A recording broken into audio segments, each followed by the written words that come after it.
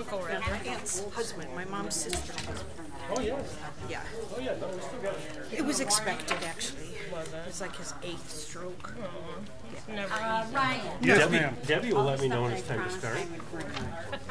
This you should have gotten when you were first elected. Okay. Just to read by why we do things in the meetings. Same with this, it's Robert's rules. Good. Why we do things in the meeting. Okay. Also, we require everybody to sign a What code of changed? ethics. I give you the code of ethics, and I'm going to ask you to sign this. Okay. So we're going to look at And I May. need the signature page, and you get the rest, sir. And again, I apologize, you didn't get this in November when you were elected. Day November 15th, 14. 2017. Good So idea. this is just the chart. So this is the No, no, it's gonna be quiet for a while. November. Oh, okay. Okay, well, I just do it the other page. Perfect. Did you read that signature? No, not at all. Good. Good. That's All why I right, thank wanted you. it. So that's all, that's where you want it? Oh, yeah. That's what my dad told me when I was 18. Yeah, they do. So we're going to Yep. do It is? Think so. vote on it by resolution. That was a while ago, though. Has to be supermajority to pass. So it means we need 5 people. Okay, what's new business? And then any I'm only 36. Got a page out of sync here. raises so that people can vote and get money. So there's going to be a 2-year waiting period before they'll There it pass. is. Okay. And then changing the president's pay 25% premium over whatever regular council. That's fair. Yeah. Yeah. So that's what we're. Okay. So we were kicking around the idea of like a 1-year wait or a layover or 2 years. I guess that's up for discussion. We'll talk about that. Okay. George? Yep. Chris? But changing the use of Councilor Shield. And then we're going to be scheduling another charter ordinance to talk. Now I'm in order. So Chris likes the idea of going to the emergency and we're looking at that stuff too. Yes, absolutely. Other municipalities will not. Nothing but busy, busy, busy. Okay.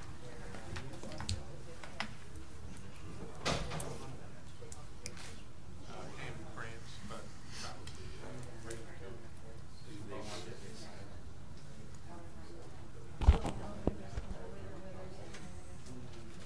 just one more thing to worry about.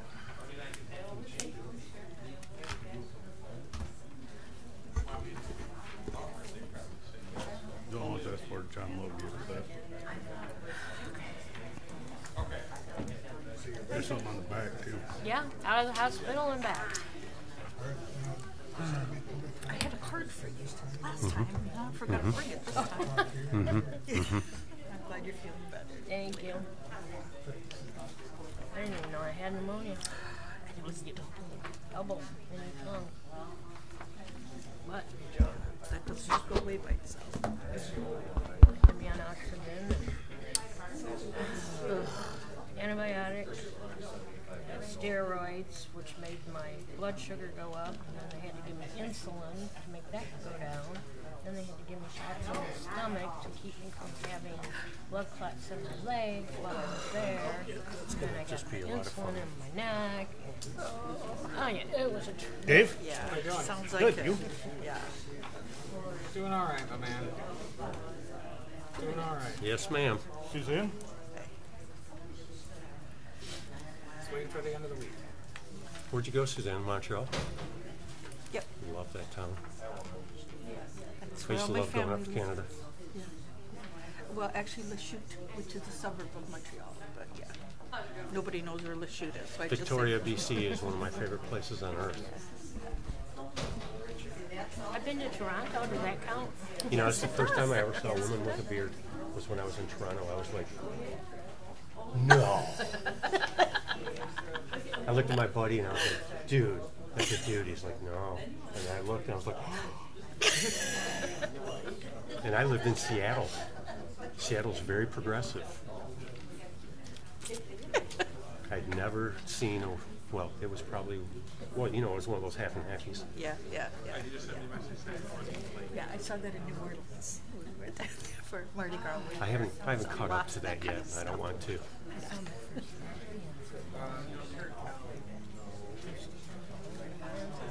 Oh, that's sweet. And then, What do our grandparents think of that stuff? oh, you don't want to know. Oh, my great grandpa would be out with a ball bat. 7.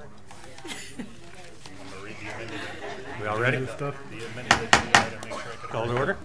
Can we stand for the Pledge of Allegiance? Oh, I'm sorry, Deb. You good? I pledge allegiance to the flag of the United States of America and to the republic for which it stands, one nation, under God, indivisible, with liberty and justice for all. Roll call. Alsop. Here. Cruikshank. Here. Heifel. Here. Shield. Here. Musgrave. Here. Rankin. Yes. Perkins. Here. Consent agenda. All items listed under consent agenda are considered to be routine and non-controversial by the Village Council and will be approved by one motion. There'll be no separate discussion. If discussion is desired, that item will be removed from the consent agenda and discussed separately immediately after the consent agenda approval in its normal sequence on the regular agenda. Do we have to approve the agenda as a whole first? Or is that a individual? As it goes under the consent? Consent agenda. Okay. That's With roll call. Okay. I'll make the motion that we approve the consent agenda as presented. support. Roll call. Heifel. Yes. Before we get started on that, can we maybe amend that to say that you are motioning that we accept the amended agenda as presented? Okay, the amended agenda Oh, as presented Okay. since it was amended from the original. Correct. Yeah, there was one. Again. Sorry. Moved. Again, Sorry. no problem. Heifel. Yes. Shield. Yes. Musgrave. Yes. Rankin. Yes. Alsop. Yes. Cruikshank. Yes. Perkins. Yes. At this time, we'll have public comment. Members, I have a motion to Oh, make before we go go right into ahead. public Sorry. comment. Because of the fact that we have so much on the agenda tonight, I would like to limit any presentations to 10 minutes max, and for anyone with public comment, 4 minutes as normal, just because there's so much on here. I will support. all in favor? Aye. Thank you. On to public comment. Members of the public can address the council once recognized by the chair. Comments are limited to a maximum of 4 minutes. Council may extend this time by additional 4 minutes by majority vote. Prior to addressing council, members of the public shall state their name and address for the record. Do we have any public comment? Mr. Luff.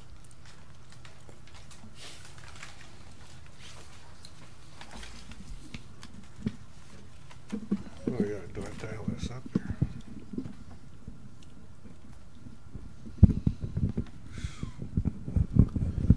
We'll try that. Greetings. I'm in favor of this demolition project that I passed out to you. And I'd like to see some progress on this particular project. It's 610 North Saginaw, the car wash. This was purchased by the DDA Village a year ago. There should be a sign in front of this property saying it's for sale, and there should be some progress made on this. A year is a long time, and I'm surprised that this eyesore has lasted so long. We're all interested in beautifying the community, and this isn't one that's doing the job. At least put a sign up in front of the building that it's for sale. And whatever delays that have taken place, we need to get this out so we can sell it and move it down the road. Interestingly enough, Bruce Lowe was the one that put in this bid for the demolition of the waterworks. And it was kind of ironic that this thing has not been demolished, and this one's right on the top of the burner here. The other thing that's interesting about this bid is there's no total on it. Also, it doesn't say he's a licensed builder to pursue this project. It says to remove it to ground level. Where's the ground level? It needs to be more specific in this. You just can't turn someone loose on this piece of property that's on the river. It affects the function of the road, the dam that's adjacent to it in the mill pond, and any miscalculations can be a big oops, and then we're stuck with a big problem. This is too premature. It's not well presented. So here you have two demolition projects. A, which is something that should be moved up immediately, and this one that needs some better information and better knowledge on this. One other point, too, is that we're up to $100,000 on our legal bill on the water department. And what's happened with the $100,000? They just send in bills, and there's nothing that's been done. It needs to have a report, and you have an obligation to the community to do something about that. Not just, oh, well, it's in the lawyer's hands. You have a lawyer that is the village attorney. He should be reviewing this. He should be involved in this process. It's not a blank check. I've dealt with lawyers before. Your time, John. And it's just a real burn your money. Thank you. Mr. Feeney?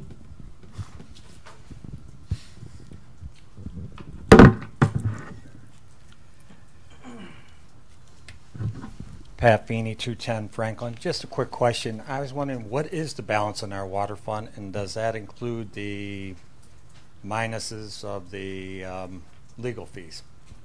And that's all I had to ask. Thank you, Mr. Feeney. Any other public comment? Yes, ma'am.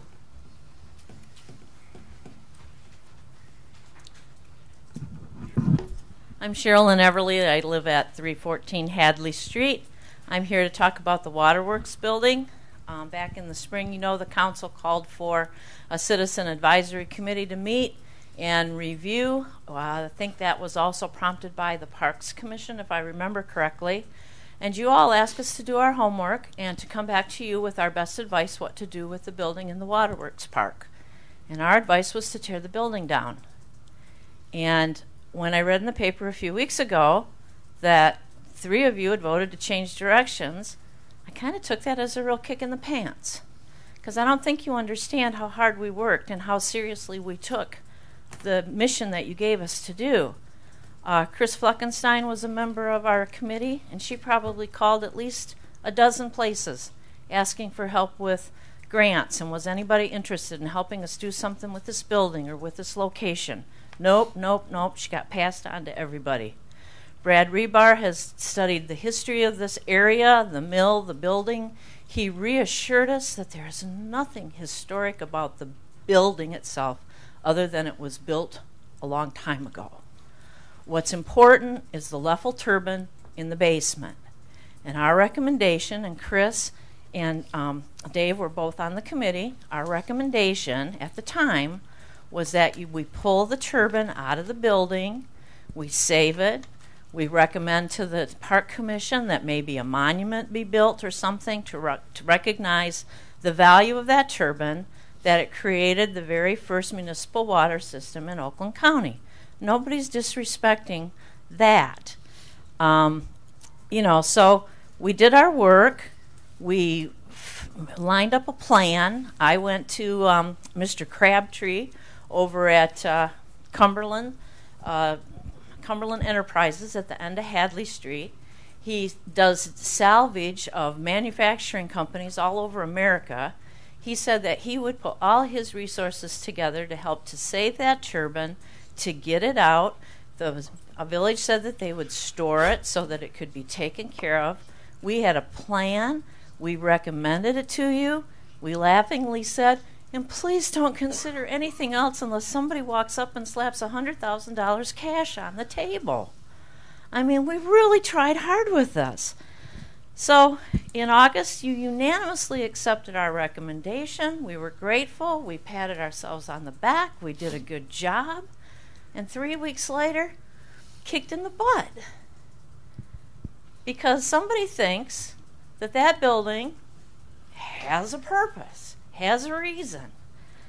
Well, I'm just going to say, my questions are to you as a council, why haven't you been riding the staff to get the job done? Because now we're into freezing weather, and it isn't going to be any lovelier for anybody to do any more than now. And second of all, just because that crappy, decrepit dangerous, demolition by abandoned building is not there doesn't mean that people can't come with fine, great ideas and do something sans the building. Let it be gone. Whatever else you want to do, please go ahead. Just get rid of that dangerous eyesore. Thank you. I see a hand up in the back. I can't. Mr. Potts?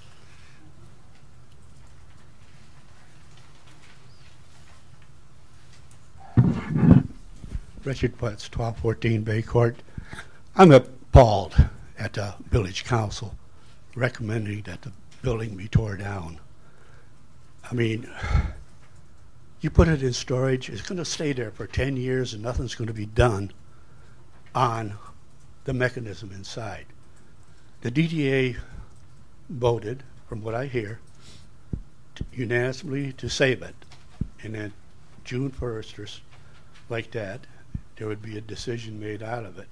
The Historic Commission made a unanimous decision to keep it. And there is plans in the works about trying to get some funds to do it. And I'm just appalled at the village council for taking the steps they are when the Historic Committee has unanimously voted to save it and the DDA. So don't you listen to our commissions. We try our best to do things right for this village. The Planning Commission does too. We're voting on the future of this village. Now, therefore, there should be some consideration. You put that in storage and it's probably going to stay there for 10 years. So give us a chance and extend it to June 1st. Please. Thank you. Thank you, Mr. Potts. Do we have any other public comment? Mr. Cullis.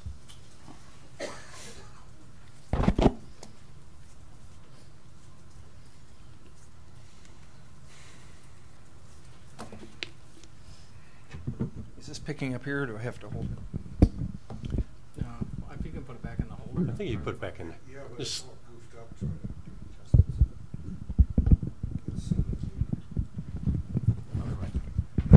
Put it around the other way. If you got to Arm. loosen this thing up. It's got everyone here. Yeah, and then you there you go. Okay. Now tighten it up. All right. George Cullis, 601 East Maple Street. I'm glad Miss Everly had an opportunity to speak this evening, and she talked about, I believe the person's name was Finkelstein? No. Chris Finkelstein. Or Fleckenstein, I'm sorry. All right, so Fleckenstein, that they did their due diligence and tried to find people that were interested in the project. And as I've said before, I sat on the council a couple of years ago when we tried to find purpose and tried to find some interest, and we've never been able to find that. And ironically, as we sat in the board meeting the night that you guys made the decision to demo the building because of a lack of interest in the building, somebody turned to me in the audience and said, it's too bad they didn't go to Kettering University. And we thought that was an interesting opportunity. And since then, I shared with you at the last meeting, and I know Ms. Musgrave wasn't here, the conversation that we had at Kettering University. Well, shortly after that meeting, I got a phone call from Greg Miller at Kettering University, and Tom Henthorne was interested in the project, and I went up to University of Michigan Flint, and I met with Tom Henthorne, and he sent an email of their interest in the program going forward. We had the report from Oakland County about the historical aspect of this, and as she said, it's the first public water system in Oakland County. And in that meeting with Tom Henthorne, he brought up a word that I wasn't familiar with. He said this is an excellent STEM project, and STEM, for those of you that don't know, means that it has science, technology, engineering, and math involved in it. So it becomes a project for the cross department. Since that time, we've had a letter of commitment from the head of the department at the University of Kettering to get involved in a project. We've also had the letter from Tom Henthorne. I believe I've gotten a copy to the village president. I've reached out to Mr. Rankin but didn't get a return call, and I know Suzanne was out of town. and I've been busy with other things. I haven't had a chance to get to everybody. I've got some copies tonight. From the email and the conversation with Tom Henthorn, he reached out to a colleague of his over at Eastern Michigan University, which has a historic preservation master's program, and they have sent us a letter as well as their interest in getting involved in it, and they talk about grant monies that come along with these. However, these programs take a couple of months to put together. So part of the reason that I bring this up this evening, and we talk about, yes, it's been there for 20 years. Yes, it needs to be taken down. I don't think that it's ever a kick in the pants when people have done work on a project, whether you're on one side of the fence or the other. And as she said, we weren't able to find anything, so our recommendation was there. Now we have something that comes forward. The second part of this is there's an opportunity that's going to come up, and I mentioned that the Shiawassee River Coalition, which both of us, the village and the township, had supported, have also come forward with the fact that the Shiawassee River Trail had an opportunity. It's going to be named a national paddle trail by the National Park System. I got an email today that it passed committee and it's being sent up to the next level. It's met all the criteria, and it looks like sometime in January we're going to get that or that label put on the river, which means Holly's the home of the Headwater Trail. This is the historic village of Holly. We have an opportunity to turn this into a welcome center. Restrooms on the bottom. We have an architect that's already working on some drawings for you to see the possibility there. These programs are going to take a few months to put together, but that is why we're asking that if nothing else, let's wait till spring to do it and see what these programs put together for us. Your time, George. Okay. Thank you. I just want to give you these 2 copies to go with yours. You said you had copies for the rest of us? Yep. Yeah. Thank you. Could we just be enlightened a little bit what the project is? My time's up. Do you want me to read this, or do you want to? There's some highlighted areas here if you want to. Can we wait until the actual old business item comes up? Yeah, Yep. I think so. Yep. Yeah, let's do that.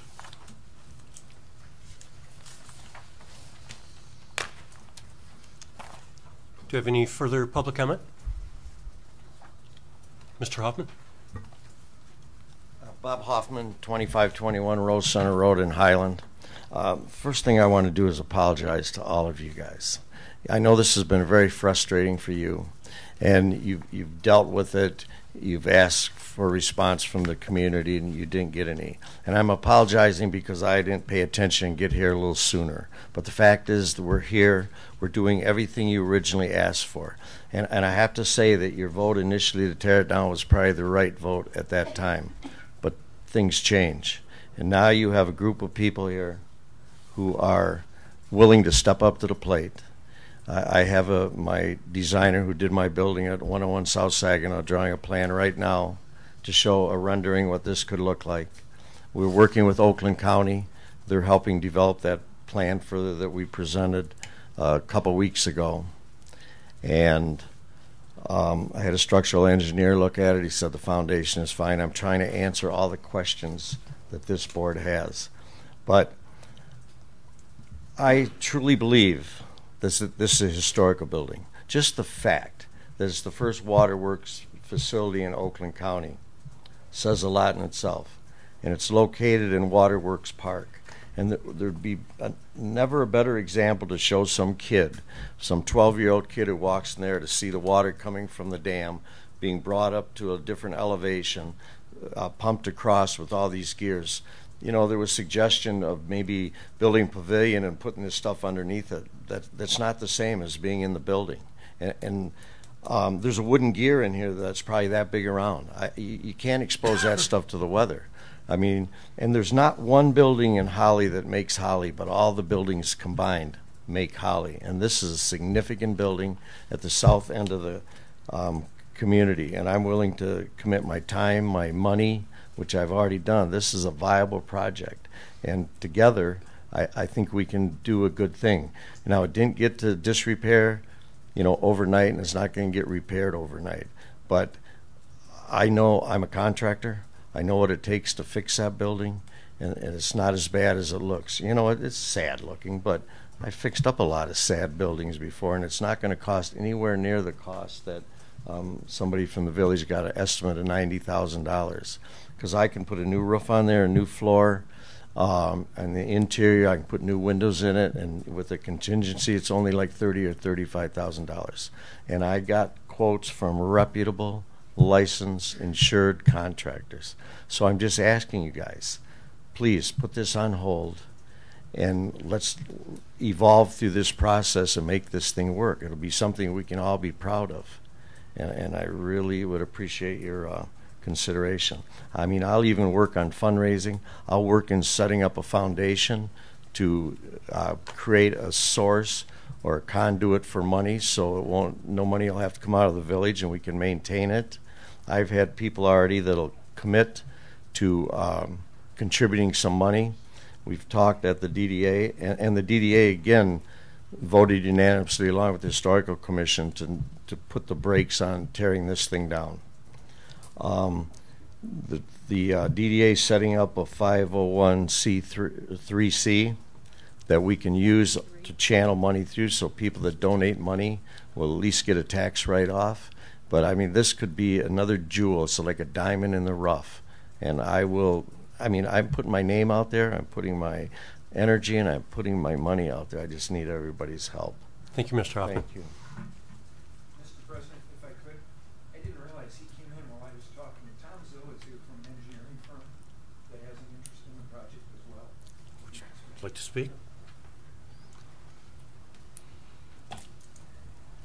Please state your name and address.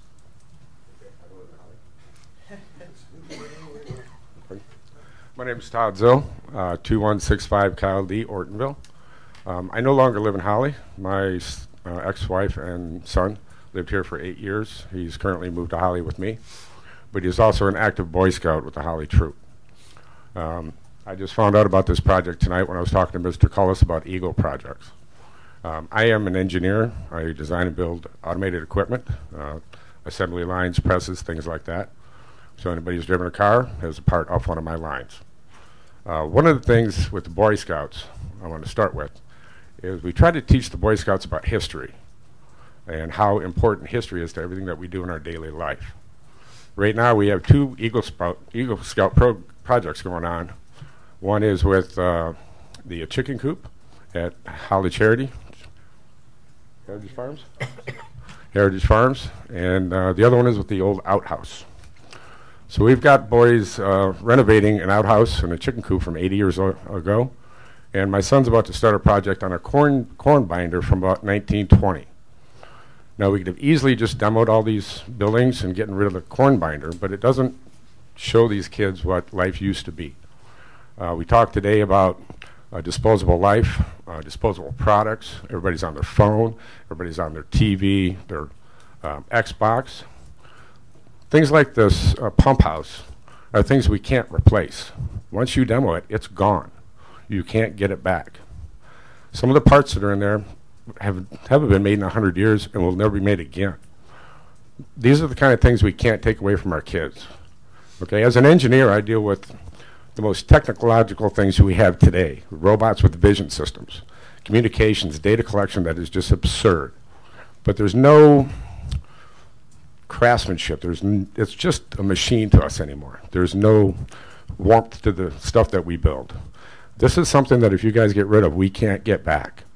I understand it's up for demo soon. I would ask that you just delay this a little bit. Mr. Cullis has gotten in touch with the universities locally, Kettering in the Eastern. We're willing to put time and money into this for STEM projects, something that we try to get all our kids to do, science, math, engineering. These are perfect examples of what we need to keep for our kids, for their kids.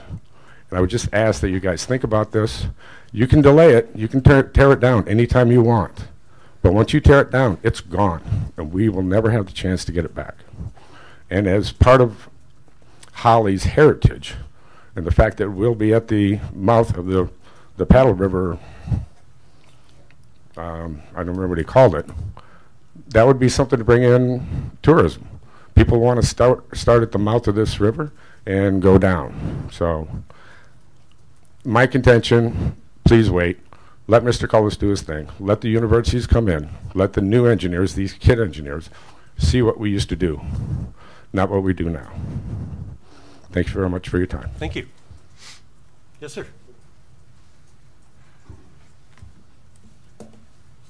Good evening. Tim Smith, 14525 North Holly Road. I've watched a lot of historical projects in my life come and go. This is an excellent opportunity to put in a STEM project. It was in the news tonight, which is why I was late. That's all they're talking about in the news anymore. Science, education, technology, and math. You've got to teach it to the kids. You've got the excellent groundwork with this waterworks building to start and show people how it works. If you kill it, it's like you choice, kill it or heal it. You ignored it for too long. Think you can ignore it for another 6 months and see if it can be healed? Or do you just want to kill it? It's up to you. It's your decision. It's your community. It's all of our community. I worked real hard to try and make that building come to life years ago. My battle turned other ways. I hope that you really choose to save maybe not a perfect 100-year historical building, but it is a historical building. It has its place in history. It has its place in education, and it has its place as a community draw. It is the south end of town. It can be a historical with photos as well as educational as to how the water works, what happened, and it can be hands-on projects. You have colleges willing to come forward with their students who say, this is important to us, that other students younger than us learn this from this type of a setting. It's in the news every night. Choice is yours. Go backwards or go forwards. Thank you very much. Thank you, Mr. Smith. Any other public comment? Yes, ma'am.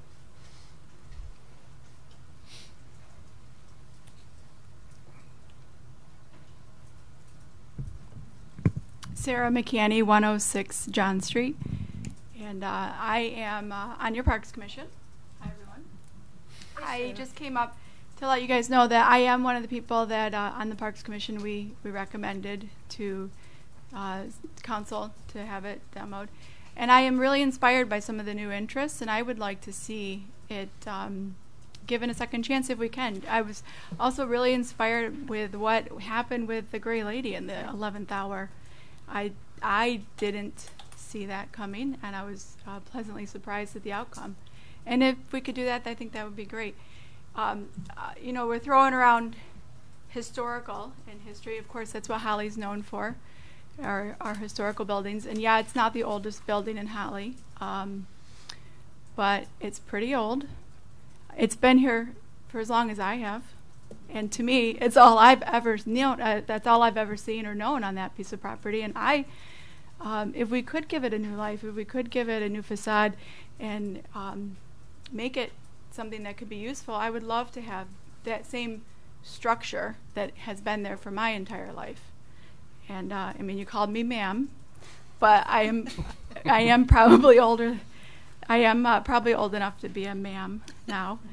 But it's, without dating myself, it's pretty darn old, that particular structure that is there. And I think that we should maybe take that into consideration, that while it may be not the oldest building that we have, it is still pretty old and it's historical to some of us.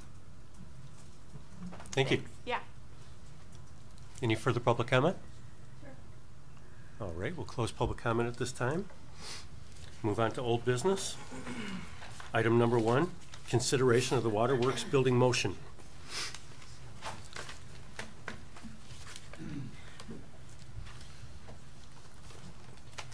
Get to that.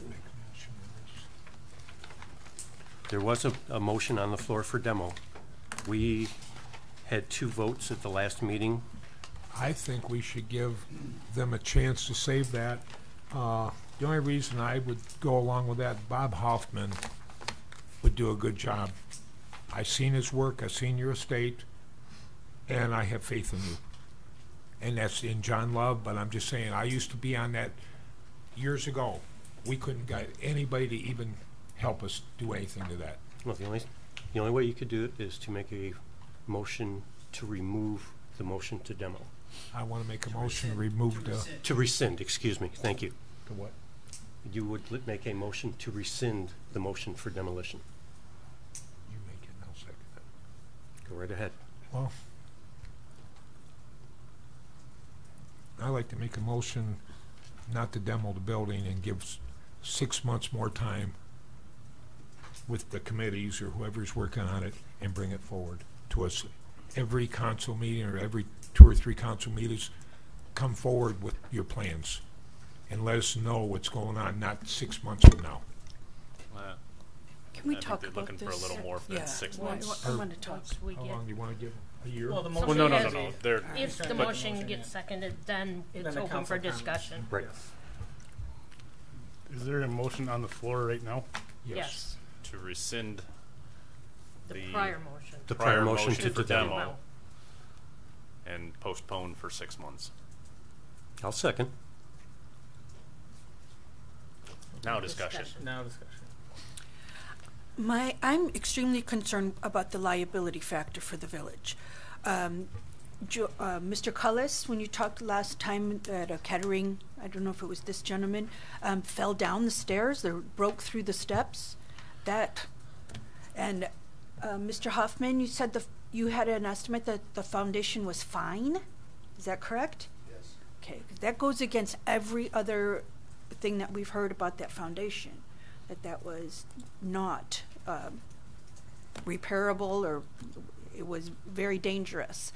And I'm very concerned about the liability for the village. You know, there's always a question of liability. And as we talked before, we can go through life going, what if or why not? And we do have to be concerned about that. That's a legitimate concern. I was with the guy, and we went down the basement stairs, and we broke 2 more steps off. Yeah. You know, nobody got hurt, but the thing is, we're doing that. And I will get in writing, because I try to answer all your questions and all your concerns. And in this 6-month period, I'll be happy to get a report from a structural engineer to tell you all things. I will get you written estimates to do it, which I have written estimates already for the work, so I mean, I know what I'm talking about. And, yeah, I mean, I don't need to go in detail. I think what Ms. Heupel's asking for is if anybody's to enter the property, that we receive a waiver of, to remove us of liability. I'm sure the Enter village at your own attorney will risk. give us the proper verbiage. Oh, that's a fair request, that somebody signs a waiver of any Yeah, kind of liability or anything. That's kind of standard. Okay. When we did the photography, or when we did the inspection of the building, I mean, it was 8 years ago, we all signed a waiver that said we would hold the village harmless. Hold harmless. We Or were put entering at our own insurance on the risk. building And that was 10 years, or 8 or or the 10 years property. ago. Well, I'm sure there's, being in the park, that is covered by the liability policy of the village. No, we just have to make sure the building's secure. Nobody goes in there without permission. Yeah, it's just standard operating procedure. I have a question / concern. I was at home the last meeting with pneumonia, but I was watching the feed, and when this was all brought up, and Mr. Hoffman, this is directed at you, when this was brought up, you had told us that you were going to obtain the funds and raise the funds to fix this. At the last meeting, what I heard you say was that there was a portion that you wanted the village to match. And that's totally different than what you originally told us. Can Who's you the demolition? expound No, I on think- that?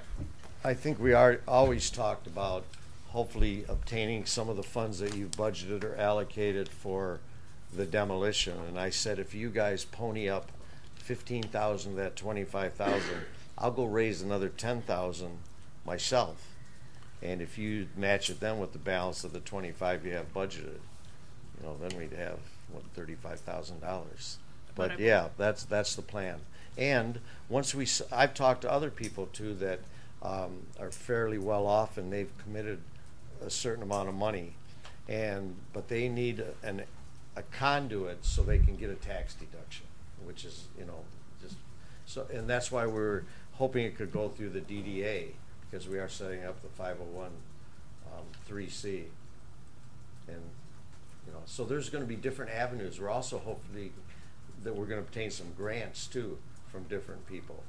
And the fact that it's in the park is a real plus, because you can piggyback sometimes. Let's say the plans call for putting a bathroom, a public bathroom in this place. That way you might even be able to get grants from parks people, because it's going to be used for people in the park. So there's just so many different options here that it's unbelievable. And again, I'm sorry I didn't step up sooner, but you know, I'm trying to do, I found out what your request was. You want somebody to step up to the plate, but I think that it'd be better if we all had a little skin in the game. And I have nothing to gain, but I'd be happy to put up some money. I'll put up my time. I'll supervise the job. I'll donate my labor, you know, that type of thing. But I just hope you guys can share the vision with me, and that we can breathe new life into this thing, because it's not dead, not even on life support. It's not as bad as people have made it sound, and I know, because I've done this before. Okay, let me ask you this. What dollar amount do you have committed so far, if it? About $5,000. And then I had another guy today tell me that if I put up a certain amount of money, he'll match it, and he wasn't real specific, but he even said, you get somebody to put up $5,000, I'll put up $5,000. I'll raise the money. But the thing is, the fact that the building's been like that in disrepair for so long, to give it a little more time to get this plan to evolve is not going to hurt anything. The building's secure, and I think we could do it in stages. And like Jim or Bob suggested, one of them, about come back every 3 or 4 meetings, and we'll give you an update on what we're doing and tell you the progress and show you what we're doing to try to raise money. And then we'll figure out some kind of construction schedule. And we can lay all that out too. And what if you don't raise the money that's needed? Trust then me. we have the building Trust still me. sitting there. I'm going to make it work. I don't fail. And I've proved myself in this village a couple times. You've seen the buildings I've rehabbed. The roof was caving in at 104 Battle Alley in 2007 or 8, and I rehabbed the whole thing, put a nice loft apartment in there. And I've done the same thing at 101. And if you see the work I'm doing on the facade right now, it's just, I don't do things, I get things done as cheap as possible, but I don't do things on the cheap. You know, I try to always quality last. And if any of you ever been to my house, I took an 1830s Greek revival home that was in disrepair and redid it, and you'd never know it. But thank you. Mr. Cullis? Just to add to what Ms. 10 minutes. was asking. George? Just as, Mr. President, just a word of caution. Yes, sir. There's a motion on the table, and so having the public, it's really out of order at this point. Particularly directing questions to the audience, that should be done either before or after a discussion at council is closed, just to keep this on schedule. So, the only things that I have, are you? Well, I was just going to. Okay. Do This you want is me to not not open make for my public comment. Pardon? Unfortunately, this is not open for public comment.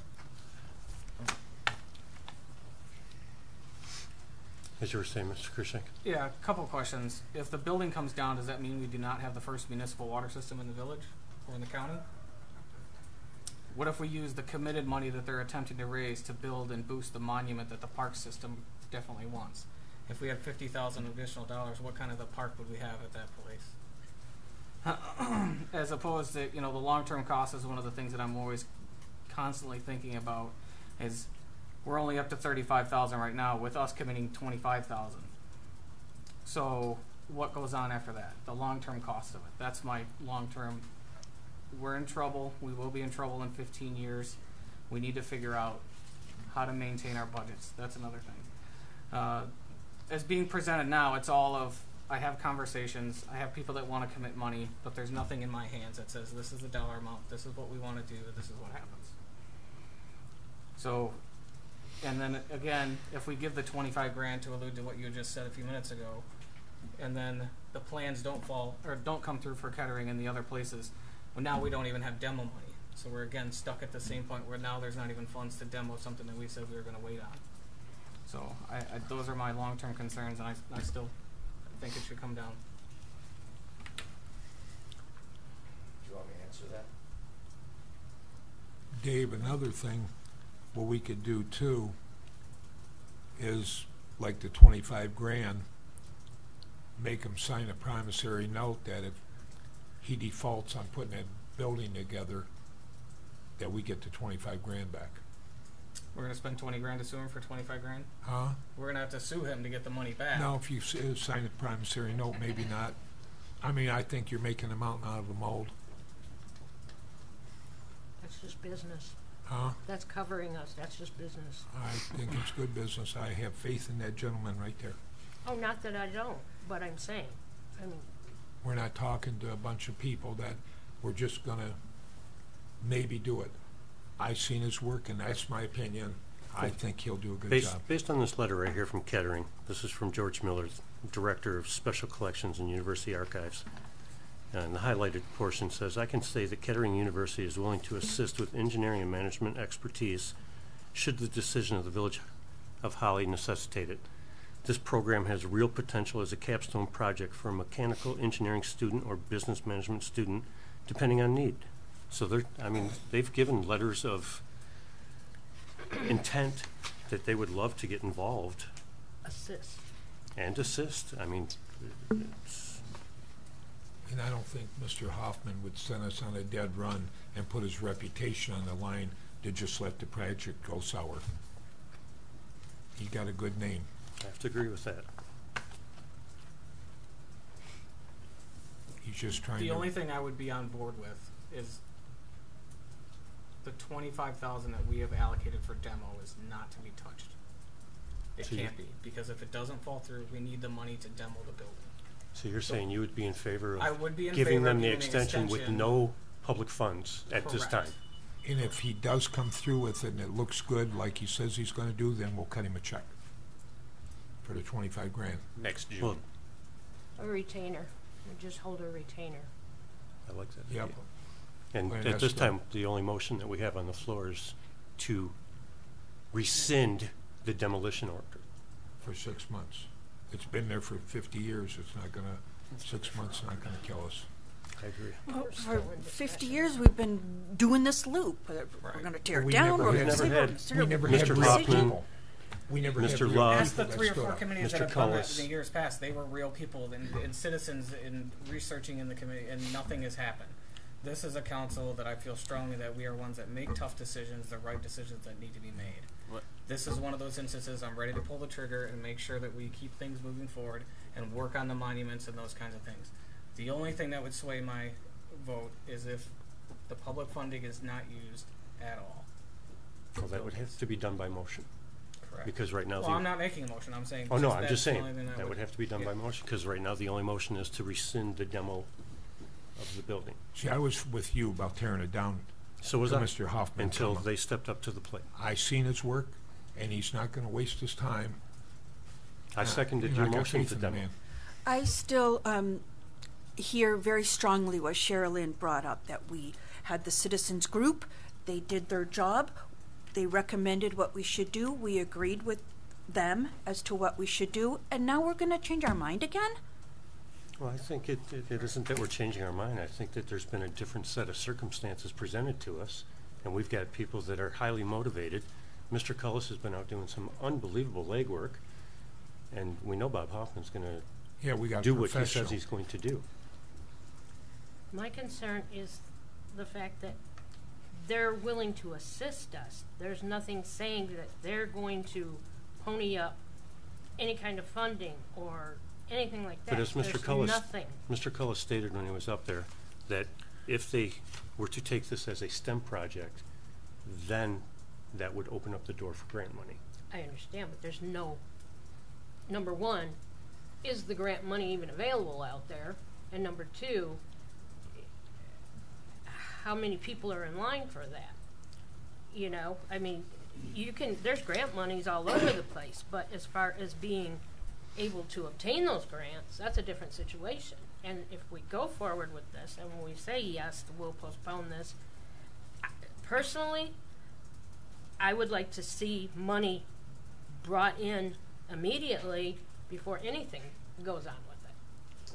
That way, we're not touching public funds. We're not Which is corresponding with what Mr. Cruikshank said. Exactly, exactly. Because I don't want, we don't have the money to burn.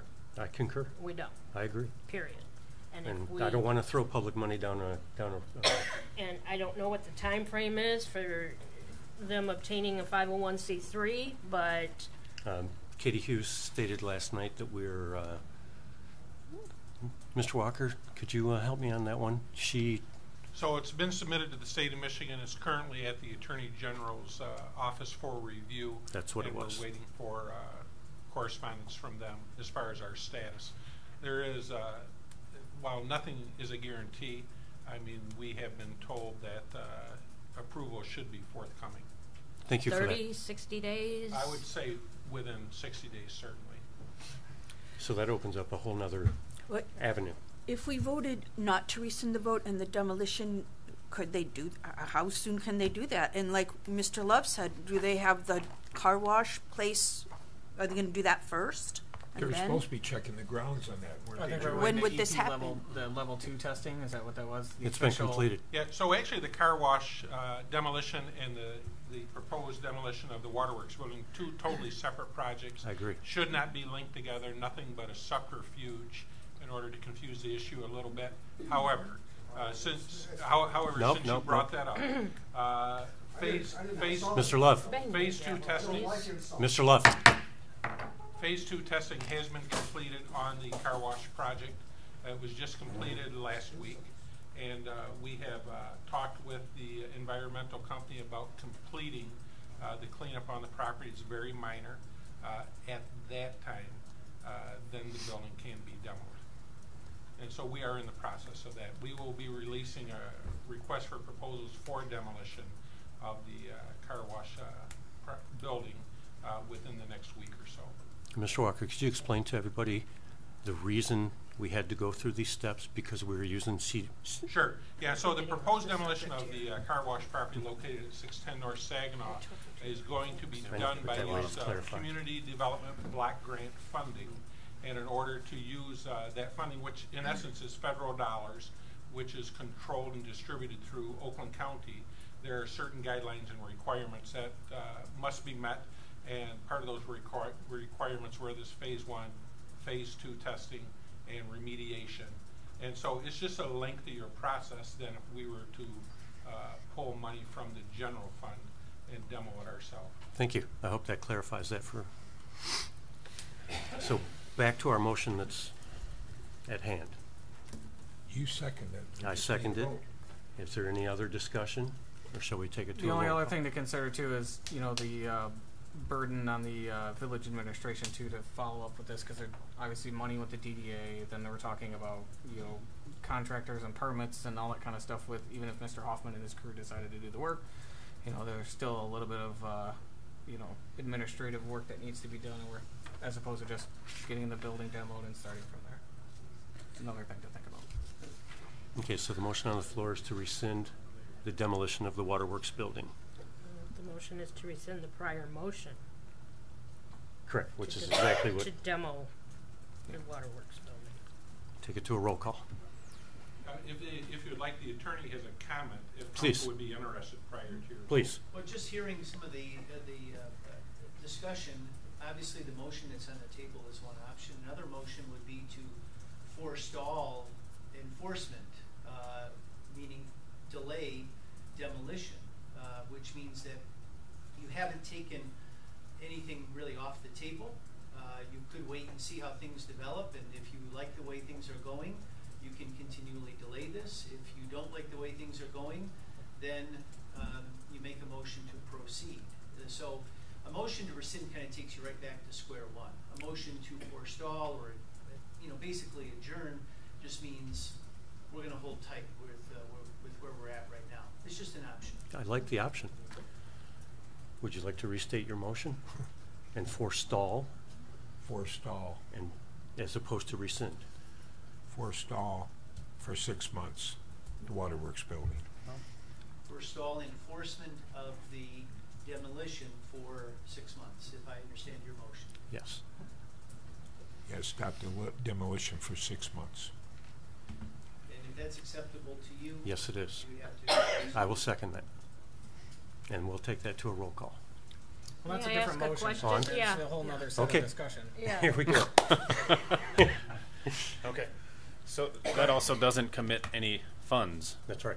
So basically all we're doing is we're We're putting the stalling brakes on demolition, on the pushing- demolition until what? Just kind of gives us more the end of options, May. correct? Just kind of gives us If the motion failed, and I guess I'd like Director Clausen to weigh in on this one, is demo still even a possibility at this point in time? Sure. In November, can it still be done before winter's over, or something along those lines? Or, okay. We've had, I don't want to say interference, but we've had people contact various departments and agencies, so my phone's been ringing, inquiring how we're going to demo it, where we're going to demo it, and how we're going to demo it. I had currently an email into the Department of Environmental Quality because someone contacted them and gave misleading information about the demolition of the building, and we were going to remove certain things, and that was required of the a permit from the DEQ. Since we're not removing that channel, there was no permit required, so we're back to that, right? Someone was we have an outstanding soil erosion permit from Oakland County that has expired, is up for renewal for an additional cost. Someone has contacted the air quality department of the DEQ, and I've had conversations with them, and got that straightened out. So yes, and then someone has brought into question whether or not our contractor is legal to do demolition or not, and we're working through that also. So yes, demolition is still a possibility.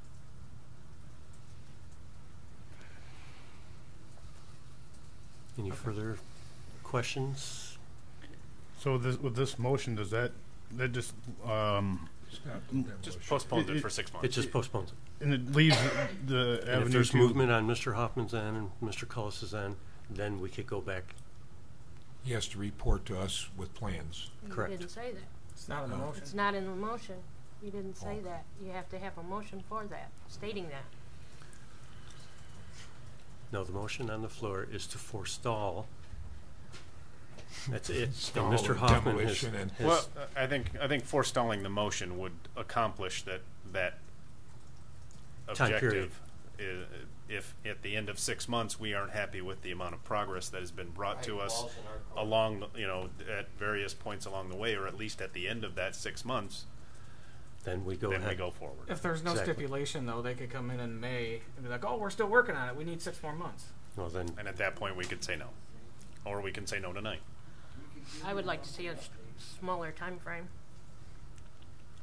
if we were to do this. Like 3 months, 90 days. If there's, Would it we be can possi- always make What? another, we can always Make continue forestall it again. Yeah. Is there any way we can add a stipulation in there with a like a Let's mold Not this in motion. this. Yeah, This let's- is just the motion to rescind or to forestall. That's correct. If you wish to make a further motion after this, you can do that. Am I correct? Yes. Okay, so the motion on the floor is to forestall, and what is the time frame? 6 months. I would like 90 days if we do this. 90 days, would that Bob's be acceptable? got the motion. He's got to amend it or do, Yeah. or not do anything. He wants 6 months. I mean, God, we gotta What do get, you- If I may say, the it DDA takes time, voted Debbie, to scrape up money. unanimously I Monday night. understand. I but agree with that, but if we're I want to see, no, if we- don't if sit we down s- and do that. I would like to see some type of Progress. accomplishment and progress, because if we give them until 6 months, you're looking at winter. There's a few good We're months looking at left. spring. Or spring rather, and I mean, it's just gonna postpone it and postpone it and postpone it, and 6 something's months now got puts to us be at the done. middle of Mr. April. Hoffman, are Yeah, you gonna 6 start months working takes us on to it April. right away? Absolutely. It's my incentive to do what I say I'm going to do. And the DDA on Monday night voted to, Jerry, was it June 1st or the end of June? June 1st. June 1st. If you could do it consistent with that, we're not gonna stop working and come back here May 30th and say, can we have another 6 months? I mean, I'm serious about what I do. I know. And I don't waste my time on things I'm gonna fail at. But you'll And start. I've got a great support group, and we've done everything you guys have asked. And I understand the Parks Commission. Nobody stepped up to the plate. But if they stepped up to the plate back then, would they get the same resistance? We've done everything you guys have asked in iQuest. I'm sorry that I came late, and I apologize for that profusely. But this is a worthy project. We can all make this a better place. And he's Thank you. willing to put out his own money, his own time. I agree. You have a motion on the floor. It's been second. Let's take it to Deb. 6 months. Also, Yes. Cruikshank, No. Heigl,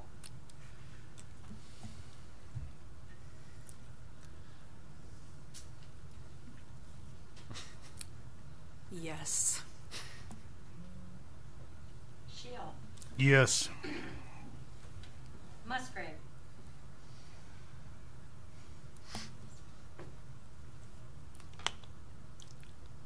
I don't like 6 months.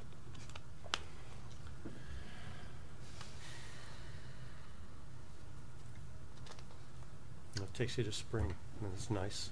If it doesn't fly, it gets knocked down.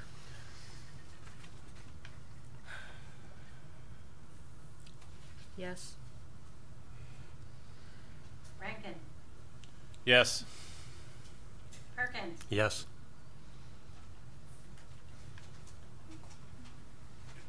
Motion carries. Thank you. Whew. On to old business item number 2.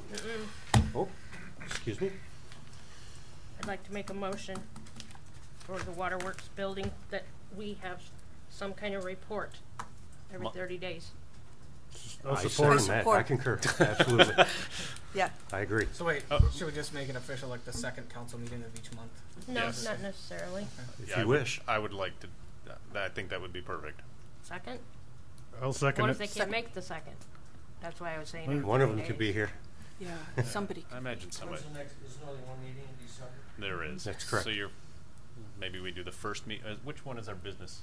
The second. The second is the meeting business. of The each first one is discussion. Correct. So let's do the first one. Do it on the first one. That way it'll be the first meeting in Okay. Okay. January. Yeah. Will be the next time we. The first meeting in January, we need to be here. Yes. And December. In December or January? And December is the only and one. December. You're December's gonna get only- working on this tomorrow. December's the next. Well, the Better December. see Yeah, progress. December's We'll be driving by the there, next too. meeting. When's the, Let's give them 45 days to get a The I 12th. agree bit of with Mr. steam Rankin. under their head, Okay.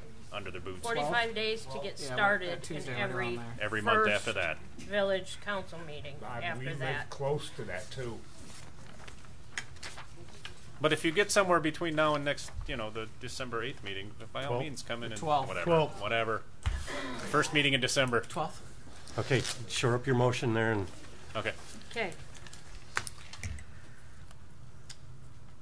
I make the motion that we have a presentation made on starting January, First the meeting. first meeting in January, first council meeting in January, giving them 45 days to start, and every month at the first meeting after that. I'll second that. all in favor? Aye. Aye. Any opposed? Yes. First meeting in January you have to present to us. That motion carries. Now we can move on to old business item number 2, consideration of the KRCC Director's Contract Amendment. Yes, thank you, Mr. President. So this is an item that council first saw on September the 26th. It was a contract amendment for the community center director. And just for a little background, so the Carl Richter Community Center has been in operation since 2015 and has grown each year.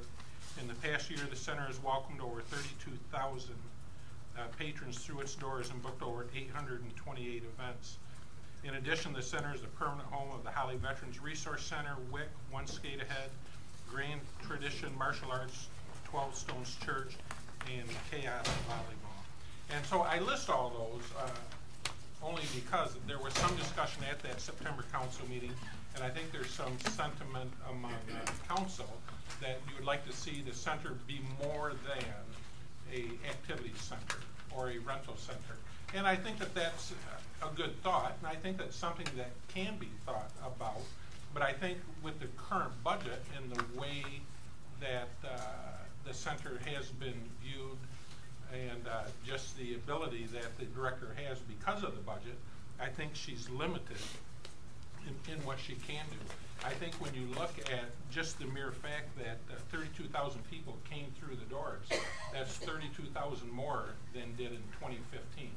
So, if council wishes for the community center to have a different operation, then I think we send that message back to the Community Center Advisory Board. And remember, the advisory board is just that. They're the advisory board. They don't control the operations of the center. They give ideas, suggestions, they help with the programming ideas or perhaps some supervision, but they're not in control of operations.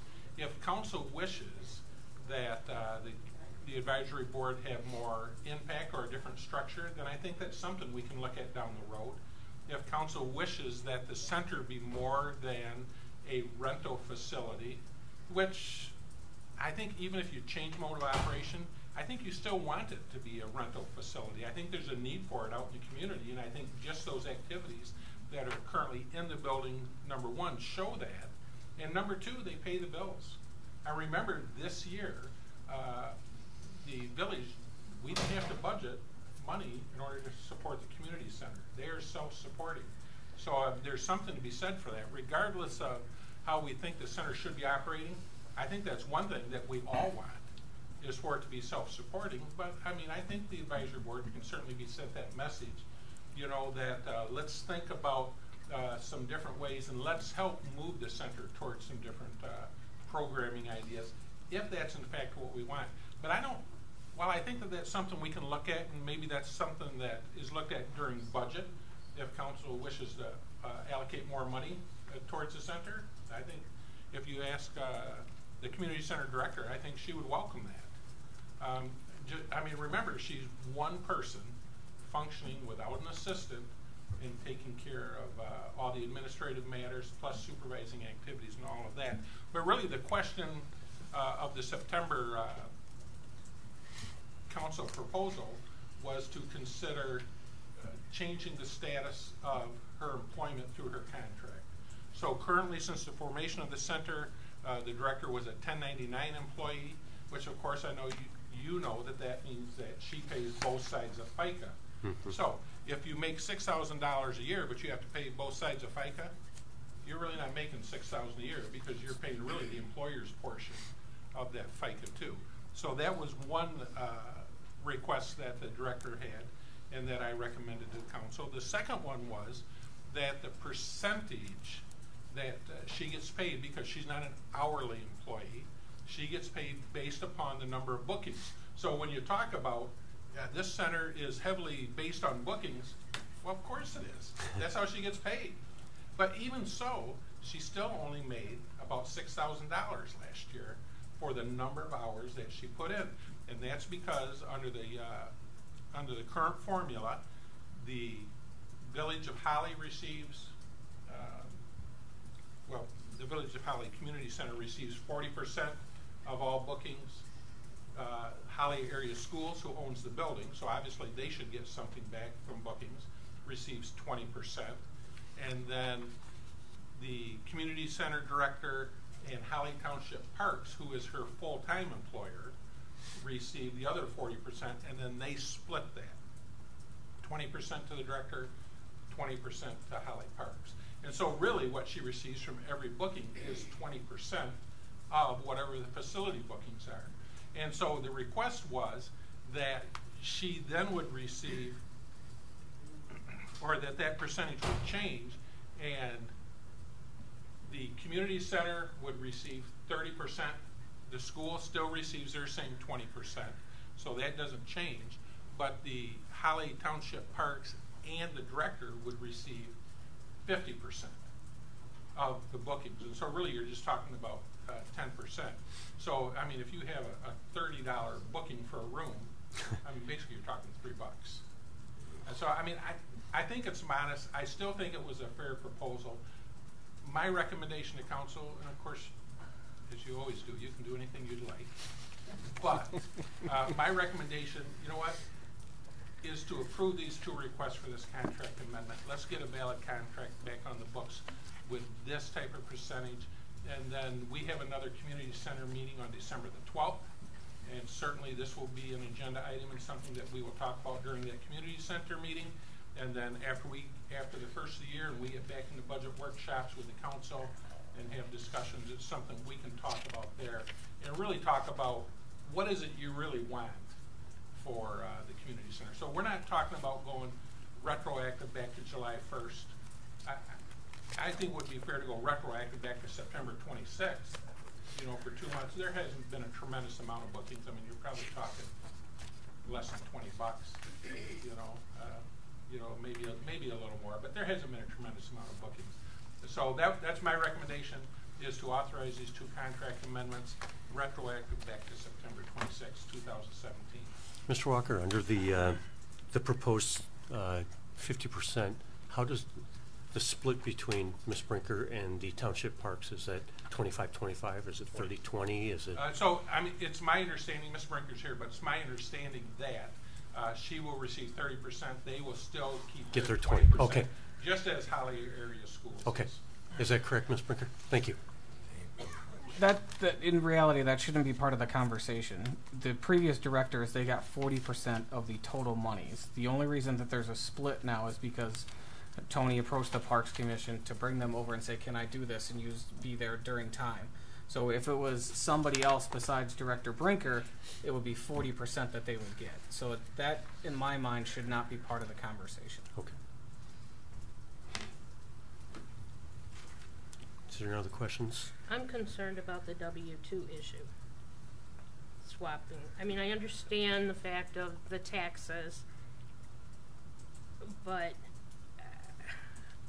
I don't think that we're at the point where we can have a full employee. Yeah, so it's not just 10% that we'd be giving up going into the Carl Richter fund, it's 10% plus whatever the FICA would be. So Right. it'd be, in actuality, it'd be $6,000 is what she got, what she splits with the township now. So it would have been $12,000, so $12,000 on a FICA plus the additional monies there. So it's not just $3, and so that's a great analogy to use, but you know, when we have the or not the festivals, but the craft shows and those things where we're in the hundreds and up to the thousands, I'm not even sure what the booking rate is for that stuff, but you know, that plays into it as well. So it's, you know, I kind of share the same thing, that again, long-term costs that we have to look at. You know, Do those FICA costs, are those village costs, or is that out of these monies? So that would be out of the monies collected from the community center. So it would be from the community center budget. We would have to do a budget amendment because right now that is not included in the budget. Did that answer that? Yeah, no. I knew that. I guess I was just okay. I didn't. Yeah. So it would have to be a budget amendment to cover the FICA cost because we've already approved the budget back in June. It's a line item, basically. Yes, yeah, so we'd have to do a resolution to change that too. And I want to make sure that I don't say this, that it's not a negative on Tony. I think it's just we set up the community center to be a certain way. Here we are a couple years later. I don't feel we're at where my expectation was, even being presented with the ideas. And I'm all on board with rethinking the ideas, redoing the position itself, and if the pay changes that, so be it. I'll be on board with that kind of stuff too. But as it is right now, I don't feel a pay change is necessary until we figure out the larger issue with the community center that we want it to be. Mr. Walker, how many hours a week does she work? Well, so it varies depending upon events. She has scheduled hours in the building on Tuesdays and Thursdays. But what do you think? Take a guess. How many hours on those days? 45 hours on Tuesdays and Thursdays, and then she's here additional hours for events. How many hours do you think she puts in a month? What do you think? She should know. Is she here? I'm sorry, what's your question? How many hours, ma'am, you put in a month, you think? I mean, obviously that varies by month, but I would say between phone calls and everything else, probably 20 or more. You know, plus I'm required to go, I go to village council staff meetings. I have to come to your meetings. Tonight I don't get to go home until 10 o'clock because I have someone over there in the gym right now. So, okay. You know. Thank you. Is there any further questions? Yeah, I believe this goes to a roll call. Is there a Somebody made motion? Well, it's consideration. No, of somebody a has to make a contract motion amendment. still. Oh, I'm sorry, but I'll make the motion that we approve the contract amendment as proposed, converting the director from 1099 employee to a W-2 employee and increasing the amount captured by the director from 40% to 50% of facility rentals. Support. now we go to a roll call. Heupel. Yes. Shea. Yes. Musgrave. No. Rankin. Yes. Alsop. Yes. Cruikshank. No. Perkins. Yes. Motion carries. On to new business. Consideration of zoning ordinance amendment, sections 157.009 and 157.080. Yes, thank you, Mr. President. So this is a memorandum that was going to be presented by Assistant Manager Hughes. She, however, was not able to be with us tonight, so I'll present this proposal. Councilor Cruikshank actually serves on planning, so he may have to fill in the blanks a little bit. But really, the concept is pretty simple. Currently in our zoning ordinance, we have a section that's for planned unit developments. That section basically deals with section 157 of the zoning ordinance. Upon review, planner Scott Creed from Rowe Professional Services, whom the village contracts with, found that there were some discrepancies and some conflicting areas within that zoning ordinance. And so he has recommended changes to the ordinance. A public hearing was held in front of the Planning Commission. At the last Planning Commission, received a comment from the public, and then upon conclusion of that public hearing, this was a new business item for the Planning Commission. After consideration, the Planning Commission authorized recommendation of these changes to the Village Council for approval. And so that's what you have before you tonight. This is to amend the zoning ordinance section 157.009 and 157.080 of the PUD process. The ordinance actually is enclosed in your packet there with the strikeouts of what would be removed and what would be changed. So basically, this is just updating the ordinance, removing conflicting information, and allowing more flexibility within the planned unit development. And so the planned unit development, we currently have one within the village that is in use now. If you look across zoning districts across the state of Michigan, this is a widely used ordinance and promotes economic development and growth within a community. Mr. Cruikshank. Yeah, just so in layman's terms, is this should have been caught during our codification process, because we have two direct, references to the PUD that they conflict each other. So this actually came up probably because of that one lot that was, up for it, and then even in the discussions of like a for sale unit for the River Church, the old River Church down in College Street. And so in looking at those, I go, well, you need 3 acres and you need 5 acres. What is it? So we're just basically, chasing our tail, and this was what was presented to us to amend it. So now it's 1 across the board, and we're universal. This is not necessarily a new change or anything. This is just righting a wrong that's in our current ordinances. Okay, great. Yeah. I'll make the motion that we approve the zoning ordinance amendment, sections 157.009 and 157.080. Support. All in favor? Aye. Aye. Motion carries. We'll move on to item number 2. Consideration of resolution 2017-033, authorizing the submission of the 2018 CDBG application to Oakland County Community Development and Home Improvement, and determination of the 2 public services contracts to be included. That was a mouthful. This is to submit our 2018 public services grant with CDGB. Oakland County is very specific in what we're allowed to do. The amount of money that we're given, we're only allowed 30% in public service contracts, and the minimum amount can be $3,000, so that only gives us 2 public service contracts. We've had 4 people apply. So all 4 are able to be picked, but you can only pick 2.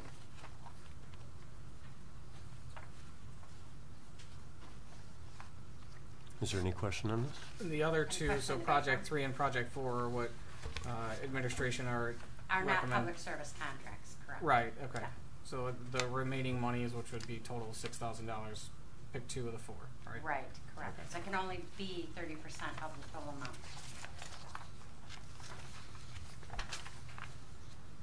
Are you giving money to the Holly area youth according to this? How much do they get? 3,000. There are 4 that have asked for the 3,000. You get to pick 2 out of the 4. I'll make a motion that we approve the Holly area youth assistance for 3,000 and the yard service for 3,000 for a total of 6,000. Support. Concerns money. We'll do a roll call. Musgrave. Yes. Rankin. Yes. Alsop. Yes. Cruikshank. Yes. Heupel. Yes. Shield. Yes. Perkins. Yes. Motion carries. We'll move on to item number 3, consideration of contractual pay increase. Yes, thank you, Mr. President. So in the clerk treasurer's employment agreement with the village, there was a stipulation that she would have a performance evaluation after 6 months of employment, at which time the council could consider additional pay increase if they deemed appropriate based upon her performance for the prior 6 months. That evaluation was conducted at the last council meeting. It was conducted in closed session, so while we're not able to go into exact details of that evaluation, I can tell you from my observation of Ms. Bigger in the office, her performance has been outstanding. In fact, no slight to her, but better than I had anticipated, only because there's a learning curve when you go into a new office. It's a huge job. The clerk treasurer, with that combined position, I think there probably is some merit or some train of thought that those positions should be split. And it wouldn't be very hard to argue that case. In our particular case, it is not. Like I said, her performance has been outstanding. It's council's decision if they wish to give any increase at all. If you ask for a recommendation for me, I would recommend 2%. If council wanted to do something less, more, or nothing, that is certainly up to your discretion. When are the typical increases? And I'm at the time of year. I'm trying to think about when that. So when negotiations come around, and then the office staff gets a, the typical bump. That sure. Usually contract raises follow the same patterns as the unions. The union contracts, so those would be July 1st of each year. I think this was a special circumstance because of the new position and the additional employee evaluation that was going to occur 6 months after employment. I thought we had talked about that before, that we were going to adjust or possibly adjust down the road based on performance. That was discussed, yes. Yeah. Make the recommendation that council take the consideration of village manager Walker and do a 2% pay increase. I'll second. Roll call. Cruikshank. Yes. Heupel. Yes. Shield. Yes. Musgrave. Definitely. Rankin. Yes. Alsop. Yes. Perkins. Yes, indeed. Thank Motion you carries. for a wonderful job you've been doing. Item number 4, consideration of resolution 2017-034 to amend the village charter, Article 3.4. And this was an item that was discussed in the last charter and ordinance committee meeting, and perhaps one of the members of that committee would like to present. Mr. Cruikshank or Mr. Rankin? Have at it, Dave. You're the chair. You haven't talked much tonight. No, I don't. So this one was one of the items on the charter and ordinance meeting this time around was about council compensation. So in our current charter, we are limited to $900 a year, and that was passed in 1986. So given that, for inflation or any other things, we are bound by that charter unless something were to change. And so it kind of started as a reflection of, how much time we're committing to this as a whole, and me and myself, those kinds of things. So I was thinking, maybe we ought to amend that a little bit to bring it up on a charter vote, and we would have to do that by ballot vote of all of the residents to change this. And so what we had talked about in the charter amendment, or in the charter and ordinance meeting, was, the first thing is my skeptic mind always goes to, okay, so I don't want a council to come in every year and just raise their pay by a couple $1,000s, and then all of a sudden we have some $25,000 and $30,000 paid council members. So the stipulation I wanted to put in there was the supermajority vote. So it must be passed by supermajority of the current council. And the other part of it was that there must be a 2-year delay before the raise actually takes place. So politicians are not voting money into their own pockets. That was the other fall that we put in there. The other part of it was the president position on the council. It gets paid the same as other council members, but it does require quite a bit more work. So we also put in the charter amendment that it would be a 25% bump for the president of whatever the compensation is amongst the council. So if it's goes from $900 to $1,000, then there would be a 25% bump on top of that. So then we're talking another $250 for the president's seat. Again, that would still be a 2-year layover. So the current president that's in there, whenever it's voted, would not get that raise. It would be a fellow president coming into the seat there. Well, and he wouldn't get that until his second year. If this were to pass at the November election, the charter amendment, then we would still have to go through the process of actually creating the resolution. So whoever even the next president is of our village council isn't going to see that raise. Isn't going to see it. Yeah. So because it has to have a 2-year delay once we even vote, even if we create the resolution and vote on it and pass it, it's still an additional 2 years before it takes effect. There's going to be 2 presidents from now. Correct. And so it's kind of changing our mindset to how much money do we get versus how much money is warranted for the position. And that's where it kind of brought out of. Me personally, I'm well over 1,000 hours a year that I put in personally between talking to residents, responding to emails, having discussions with village administration, training. I don't ask for gas reimbursements when we go to training or any of that kind of stuff. That at the end of the day, the $900 I get, it puts a few more presents under the Christmas tree for my kids who ultimately suffer for me taking on these types of positions. So, although my love for the village, and anytime you take a day off for training, you're not working at your normal job, and if you're an hourly employee or you're a salary, the modified salary type of employee where you don't get paid if you're not there, that's a significant. I mean, you could lose you lose $100 or $200 a day not going to work. That's a significant portion of your annual salary here on the council to go to a training session.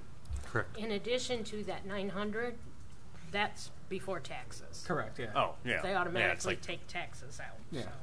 So it was just kind of a thinking of this position I think is, I would do it for free. It didn't matter at the end of the day, but I think that there is a, something to speak that we should be compensated, appropriately. So if you take that 1,000+ hours a week I put in there, I'd, make less than $1 an hour.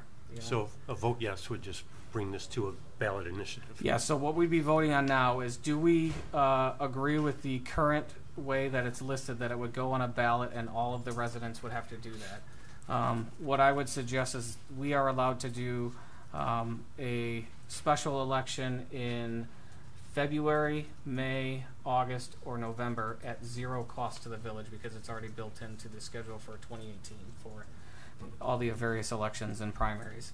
So we could put it on any ballot. I would like to do it in the May election if possible, just to keep it off of November because I've anticipated it to be a super heavy election year, and it may get lost in the weeds on that. And it would also, give us the opportunity to, socialize it around and discuss and get that. I did some, very informal polling on Facebook and Friends, and I thought, what was your expectations for a council member? And then also, okay, after you've given me your expectations, what do you expect them to be compensated for? So I've had things all the way from 0. I've had complete reimbursement of your campaigning costs, and then all the way up to $25,000 a year. I think none of those are the right answer. So again, as it is right now, if there's a magic figure, I would say if we started at $1,500 instead of $900, that would be a fair, spot from there. And then, Obviously the president would have a 25% bump on that, but again, that's a 2-year delay, so none of us would be receiving that pay. So we would think about the position rather than what our compensation is. So the proposed language as it stands right now for the ballot initiative would be: the president and each council member shall receive as compensation for her service in sum determined by resolution adopted by a supermajority vote of all members elected and serving. Further, any change in compensation will go into effect not less than 2 years after the passing of the resolution. The request for resolution for a change in compensation shall not be presented more than once in any 12-month period. That's another block to say that you can't do it every 3 months and then get raises. So there must be a 1 year on there. The compensation for the president shall be 25% above the compensation of the regular council member. Such salaries shall be paid annually as determined by the council and shall constitute the only salary or compensation for which may be paid for services performed by the president or any council member for the discharge of any official duty for on behalf of the village during their term in office. Upon prior authorization of council, reasonable expenses may be allowed when actually incurred on behalf of the village. So the only thing that really changed from the current one was the top 4 or 5 sentences there. The bottom of it is always there. And this is also, Chris and I have done some research in the Charter and Ordinance meeting about what local municipalities around us get.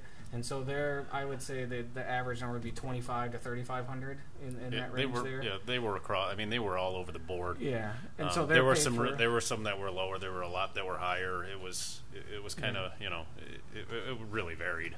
Some were a per meeting basis. Some were and we're not paid for as being the liaison for all the committees that we would go to or our liaison positions. I think the least I saw on it was $5 a meeting, and then the most I saw was like $65 or $75 a meeting. But they're talking about council meetings, any commission meetings. If you're also on the Parks Commission, you get paid your $60 or $75 a meeting for those meetings. So you could be going to 40 meetings a year. So like I said, it went Wolverine Lake. They pay their council people $5 a meeting. Fenton pays their people $80, so it's. What do you want up to? What do you want? How much do you want us to vote on? So there is no dollar amount in here. We can't vote as it is now. We will just be voting as to whether or not this would be a ballot initiative. Okay. Right. So this is the language that would go on a ballot, and people would have to come in and vote in a special election like any other normal election and vote to change the charter, because our pay is set in stone as it is right now. I'll make the motion that we, I'm Gilman? sorry, go ahead, All Mr. you can Gilman. do tonight is you're introducing it and it's being tabled for 30 days. So you may, I don't know that any formal action is taken, except one option would be to simply table it for 30 days and then you revisit it 30 days from now. So would it be the December meeting? Because I don't know if that'd be 30 days or not, would it? No, so it'd be January. So it'd be January. Is there enough time to get that? When do we have to have the language submitted for a ballot initiative? I'm thinking February. It could be published in the newspaper and sent to the Attorney General in the meantime while it's tabled, before it actually goes to council to be approved. Oh, then let's do that. Let's do that. Okay. So we take no action. That's right. Okay. Okay. Well, thank you. Table that for till January's meeting. On to reports. Mr. Manager? Yeah, thank you. Just one thing out of my written report that you have in front of you, and just so that members of the audience are aware, because several of them attend Planning Commission meetings. So the Planning Commission meeting for November, which was the Wednesday before Thanksgiving, has been canceled. The Planning Commission meeting in December, which was closer to the Christmas holidays, has been canceled, but a special Planning Commission meeting has been scheduled for December the 6th. And so at the December the 6th meeting, Dawson Tire will be presenting a updated site plan. They had some drainage issues that they were working on. Their engineers were working on with our engineer from Rogue Professional Services. They were not able to attend the November meeting due to the holidays, and again, the other meeting closer to Christmas created additional problem. There is no other business for the Planning Commission, so they agreed to schedule a special meeting. So that meeting's on December the 6th, just in case anybody's interested. The other thing, and I spoke about this last night at the DDA meeting, but I thought I wanted to make council aware of it also. Staff, as we look at different issues within the village, we study a whole variety of topics. One of the things that we're looking at, of course, we have a very successful new venue in the downtown with the Vault. And so the Vault has almost 20 weddings scheduled already for 2018. A number of those weddings may be proposed to be held in or on Battle Alley. Also, the Holly Hotel holds several weddings, and they do, I think they had 6 or 8 weddings that were on Battle Alley this year also. And so that creates a unique problem. Why it creates a spectacular venue for a wedding, and we're very happy to have it as it brings lots of new visitors for town. It sometimes creates a problem for the merchants who are already on those streets. And so as staff, we study that issue. We look at one of the ways that we may be able to help those merchants out is to impose a fee for any organization other than a civic organization that closes Battle Alley down. And that fee then would be used for a couple of purposes specifically. One would be to get some wayfinding signage that would be permanent signage that would go at both ends of Battle Alley that would say these stores are open, and we would be able to change those placards out with the signage we're looking at, so that when the street is closed, people would still know that there were businesses down there. And the other thing, I'm sure you know, when we close streets off, right now we use Class 3. Thank you. Excuse me. Class 3 barricades, which are those big orange and white ugly barricades. And while they're very useful on construction sites, they're not very scenic for bridal pictures when they're there. So we have been researching some Baylor type blockades to put at the end of both alleys. And so we would use those, any funds that would be imposed to anybody closing the street to purchase all those additional items. And then there are always additional costs that are incurred.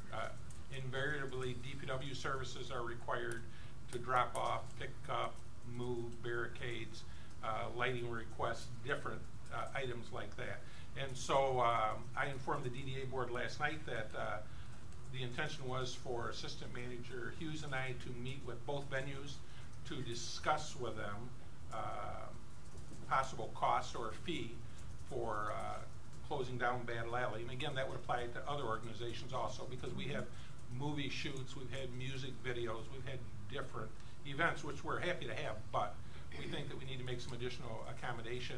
We'll establish, after discussion with both venues, we'll establish a recommendation for a proposed fee, then we will return to council before implementation of any such fees. But I just wanted to make you aware that we were going to have those discussions, just in case you heard it through the Holly Vine. Jerry, should that not be imposed for any other event that closes down the main drag too? So right now, could it be? Yeah. Should it be? Well, should it be? I think it's something that council could look at. Certainly, I mean, we looked at Battle Alley only because of the frequency. You know, with both those wedding venues, we expect them both to get busier and busier. So we looked at that for the frequency, but certainly it could.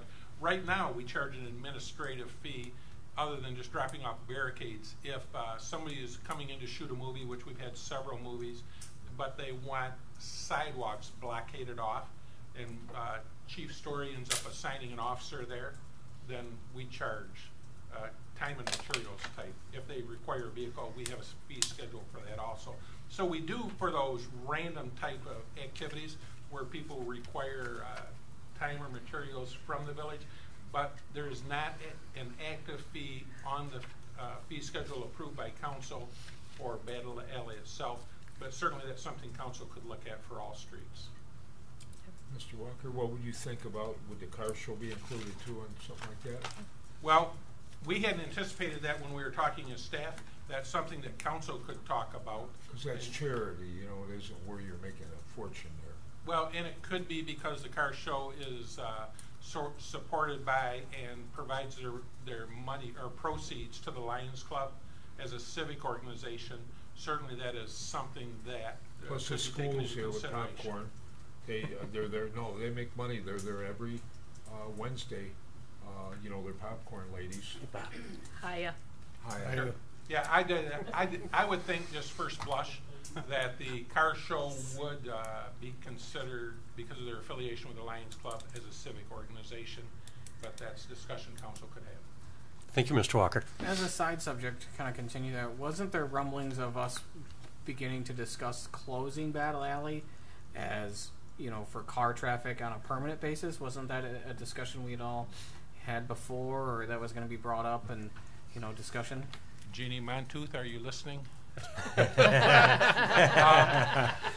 Yeah, so actually that topic of closing Battle Alley and making it into a pedestrian walkway or center, that has been discussed for a number of years prior to my coming. There has been discussions about that, should that happen, and I think that's something that should be considered to see if it has merit or not. I mean, you see many communities, the closest community that I think of is Milford, and they have a alley streetway that they closed off and made it into a pedestrian walkway. They have benches and tables and water fountain in it. It's really quite an attractive area, but I think that's a little larger scale picture than where we're at right now. Mr. Walker, another thing you should discuss is parking meters. That would stop a lot of people parking their cars and going to Frankenmuth and leaving them there for a whole day. Subject for another day. Yeah. Yes. Yep. Subject for another day. Yeah. So just for clarification though, so Ms. Hughes actually has 3 issues that are at the top of her list to look at in 2018. Downtown parking is one of those. In fact, she went to training just last week on that issue. And parking meters is only one solution. There are other solutions for parking, but definitely needs to be addressed. The town's at 100% occupancy. We have large venues that are drawing people. And so I think that's something, we provided some mode of public transportation for Ladies' Night, and that was used by a few hundred ladies during the event, which worked out really well. Yeah, so we can look at that in addition to whatever other parking solutions we have. The other issue that she's going to examine is additional wayfinding signs. The Battle Alley signage is only part of the whole wayfinding topic that we'll be looking at. And the third, there's been a desire for some time to have music throughout the streets in the downtown, and certainly that's a very meritorious DDA project. Many small towns, if you travel across the state, United States, they have music that is played in the streets, and it's a consistent theme. And I think in addition, if you do those type of speaker system, it aids events such as the car show or Dickens Festival, in that whoever the MC or promoter is for that specific night, instead of having to turn their sound system up really loud and blare it out at that one point and cause some hearing deficiency, you can talk at a normal voice and it will be carried through all the streets. So just a little preview. That's 3 of her top projects for 2018. All right. The issue I can see with that is if somebody's having live music and they do have the ability to pump that or pipe that music outside, if you've got that music playing and somebody else playing inside with their music playing outside, that could be an issue. That's one of the issues that'll have to be looked at, certainly. And it could be, I mean, Andy's, not that other places couldn't do it, Andy's place is the only place I'm aware of right now that does outside music. So, I mean, technology is a wonderful thing for the most part. But there are ways to turn off music in certain areas, you know, when it would be in conflict. Well, thank you again. You're welcome. Mr. Gildner? Just over the last month, in addition to our usual role as prosecutors for the village, handling a number of traffic ordinance cases, I fielded some calls and issues from Jerry or Debbie. I think the only open issue on my end right now is the Cross property. I don't know the address on that. 135 Bevan Street. We have an order which enables us to, for lack of a better term, forcibly vacate that property, and it's just a function of finding someone to enforce it. I've put a couple of calls into the Oakland County Sheriff's Department. They're the ones authorized to serve that process. Not having much luck getting phone calls back. I promised the administration that I'd stay on it. Once we find someone to enforce it, we've got the order. There's nothing to do. It's just we need to put it in the hands of someone to enforce it. So that's all. What's that in regards to the 135 Bevan Street? And what are we trying to enforce on that? It was a dangerous building by virtue of the fact that it's being inhabited right now, but there's no running water or sewer services there, and so the order enables us to make sure it's not being lived in under those conditions. Okay. Thank you. Ms. Bigger? I'm happy to say that Manager Walker and I have a meeting scheduled Thursday with the auditors to go over the pre-audit, finally. And also my office staff voted unanimously to give our casual day donations to the police department for Shop with Cop. Yes. Nice. Like that. All right, well, let's move on. Mr. Shield, you got anything for historical? Nothing since the How about last Haya? Historical, there's nothing because we didn't have a meeting since last meeting. Haya had a meeting this last Tuesday. No, couple of weeks. Thursday. Thank you. Not much to report there. All right, thank you. Parks? Parks did not have a meeting, but since it's generally parks related, I would like to relay that I did go to one of the meetings for the National Water Trail Coalition, which is has the application in now to designate the Shiawassee as a national paddling trail or national water trail. And there were quite a few members of that committee or that coalition that did express some interest in rehabbing the building at Waterworks Park. None of them really have any idea what kind of condition the building's in. They've only seen it from the outside. They know it looks run down, but they don't know what it's going to take to fix it.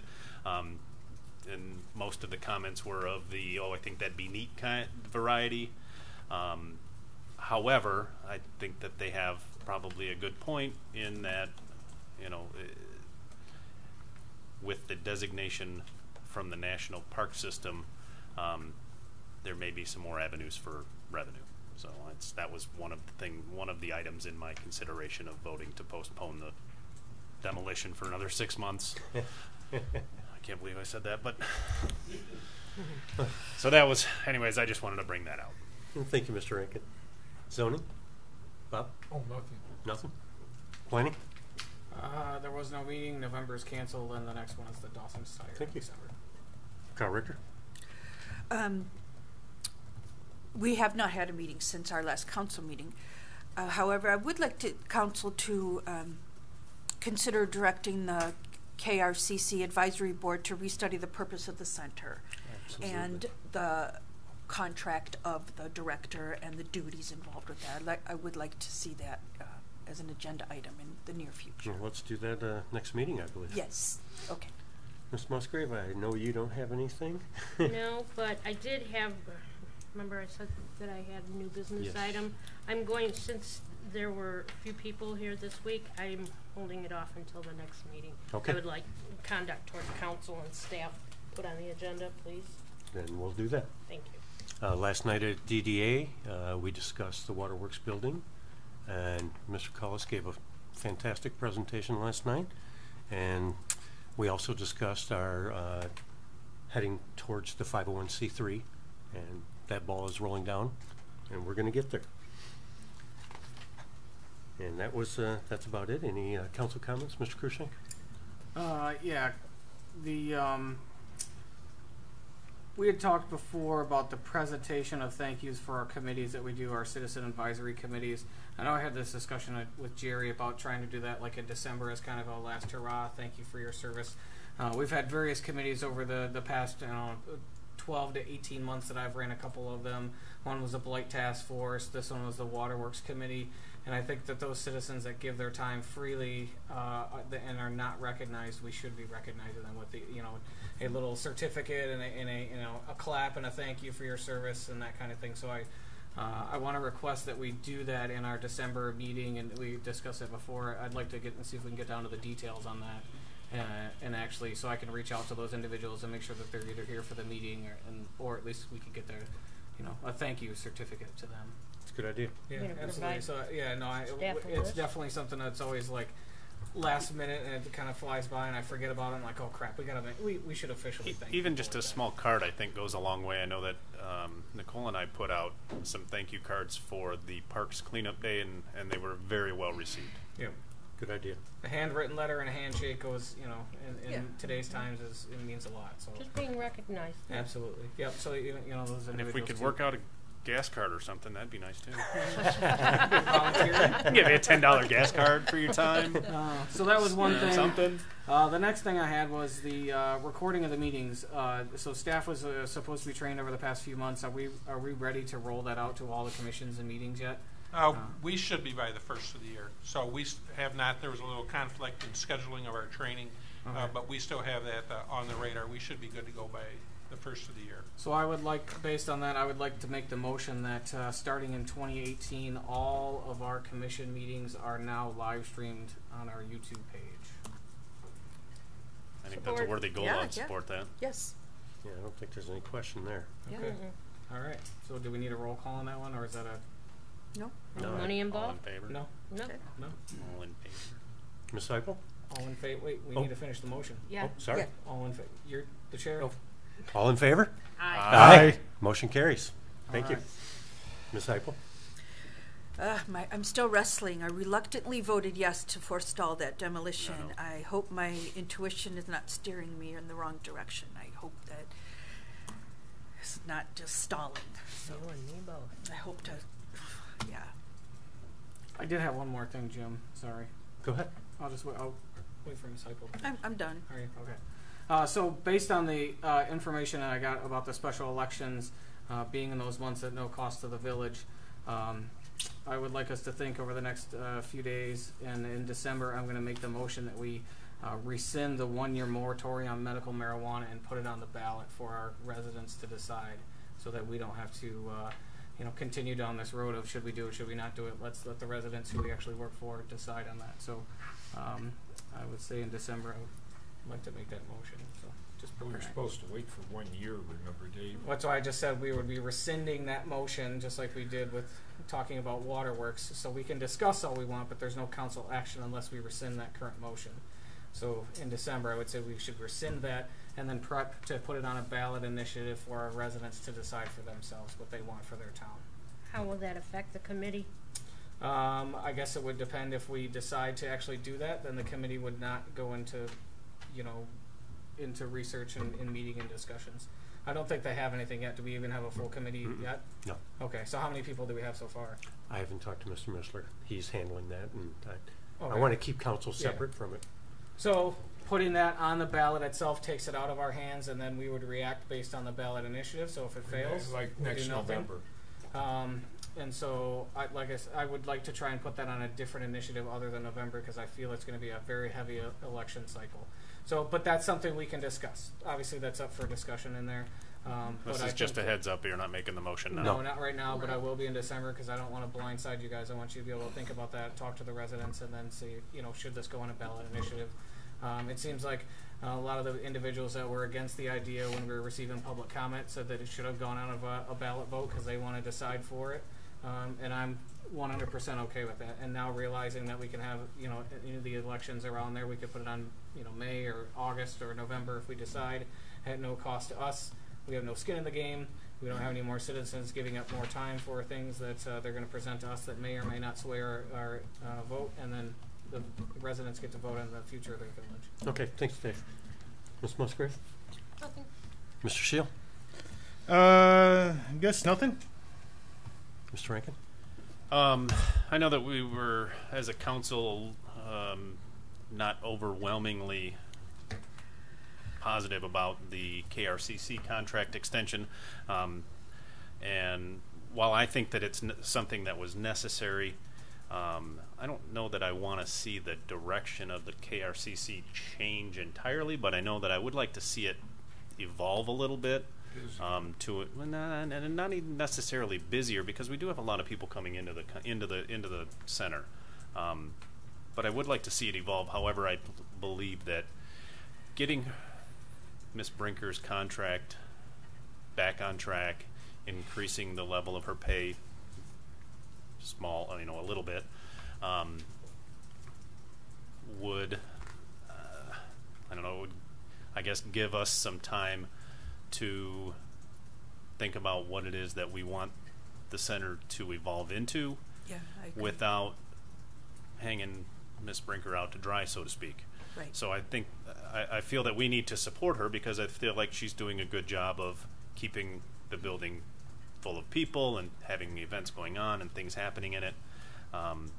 But I also think that we do need to address the evolution of the center. Yes. I agree. Is there the opportunity for us to discuss as council with the KRCC board directly in either a study session or something else? I don't know. So actually the next KRCC advisory board meeting is at 5:30 on December the 12th, just prior to the council meeting. Certainly council would be welcome at that meeting, and we can attend. I mean, are those meetings open to the public? They So are, we can yeah. all attend. And if you're not able to attend, give me all your concerns, and I am going to be there. Okay. So. Or if council decide you want a separate, more formal type workshop, you can let us know and we'll ask them for dates in January. That would be a schedule fantastic idea. I think that's the right idea. Is that something where we can sit down and not be bound by time to finish up and get there. And I don't want to take away from their normal business items that they discuss too, but more of like a brainstorming philosophical discussion idea of what KRCC should be. Right. Let's figure out where we want to be, and then how we can get there. So would council like that on a weekday night or a Saturday morning? Saturday, I'm gone all the time. Okay, so Not we'll look. Saturday for me. We'll look for an off Tuesday night for council when you don't have a council meeting. Okay. That works. You good, Chris? I'm all set. Bob? Said my piece. Mrs. Breaker, if that's her name, she don't make any money. I can't see anybody doing that job with the aggravation that poor thing gets for $6,000 a year. I don't know how anybody can survive on the aggravation of phone calls, because I do shows and I do how much work that poor lady's going through. I think $50,000 a year wouldn't be a bad paycheck. For 20 hours a month? Yeah, like him. I'll sign up for that. Yeah. You can Yeah, sign me up. You know how much aggravation it is to get people to come We'll to talk places? about that on Yeah, different. absolutely. And Bob, it's You're talking two $12,000. different She has to things. split that Yeah. with the township. Exactly. We'll talk about it when $12,000. it's on the agenda. Yeah. It's That's $1,000 a a good month idea. as it is now for It'll 12 be an months. agenda item. Yeah. For 20 hours Yep. a month. Well, I have nothing, but we have a public comment coming up here. You all know the drill. 4 minutes, state your name and address. And do we have any public comment? Nope. Mr. Luff? Mr. Luff? Okay. Mr. John? He's cool.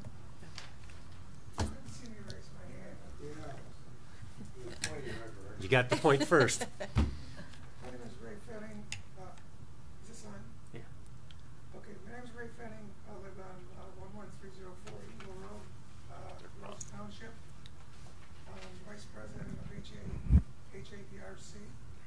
Joe Mishler is running here to talk about what's going on there. Coming up this weekend is I think that one died. Coming up There we go. There we go. No, I can hear. Some of the events coming up with the Holly Veterans Resource Center this weekend is an expo. There's at least 50 vendors signed up. It's a veterans-friendly expo. There's going to be things for sale. There's going to be Veterans Administration, Secretary of State's going to be here with a mobile office doing all the business that they can do in their local things. It's going to be a big thing. Right now, it's free to all the vendors. Next year, we plan on making it a fundraiser, and so there'll be some money involved coming in to the council and to KRCC. Just real quickly about KRCC, there's some business models out there, the Losi Center and Independence Township, if you want to look at it. I'm going to continue back with the Veterans Resource Center on December 7th. Bob Brumler, if you remember him from the community, Bob did many, many things. He hosted the celebration on Veterans Day at Lakeside and also Memorial Day. The thing about Lakeside Park, he started that in 1947. Well, it was still Armistice Day.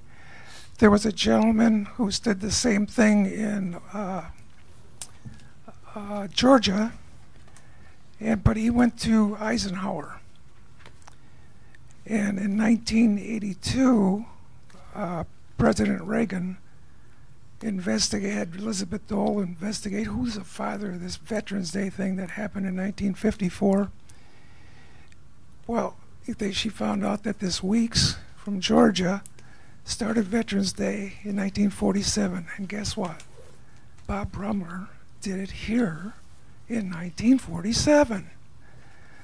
It's a day of celebration. It's getting more solemn as the years go on. However, on December 7th at 7:30 in the Carl Richter Center here, we're going to celebrate Mr. Brumler as the father of Veterans Day in Holly.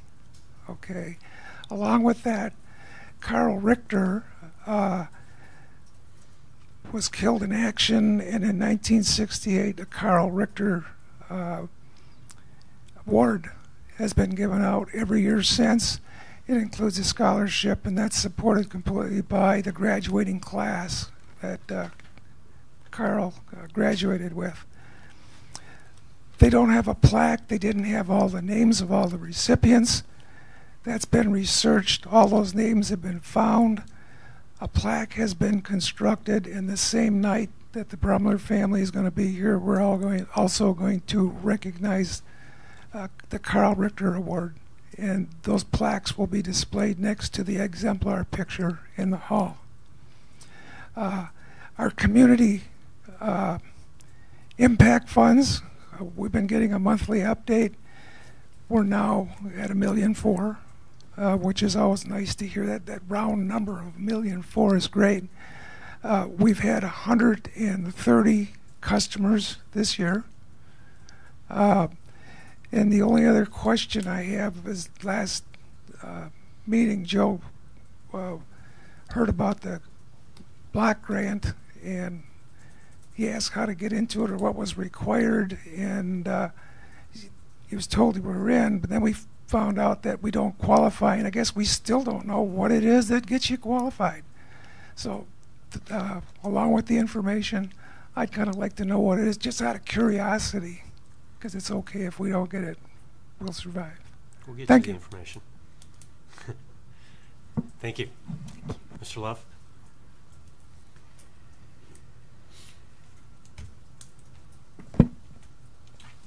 One thing I'd talked in the past about it, I'd like to see incorporated in this charter revision is to have one meeting a month instead of having the two. I think we could get along with that fine.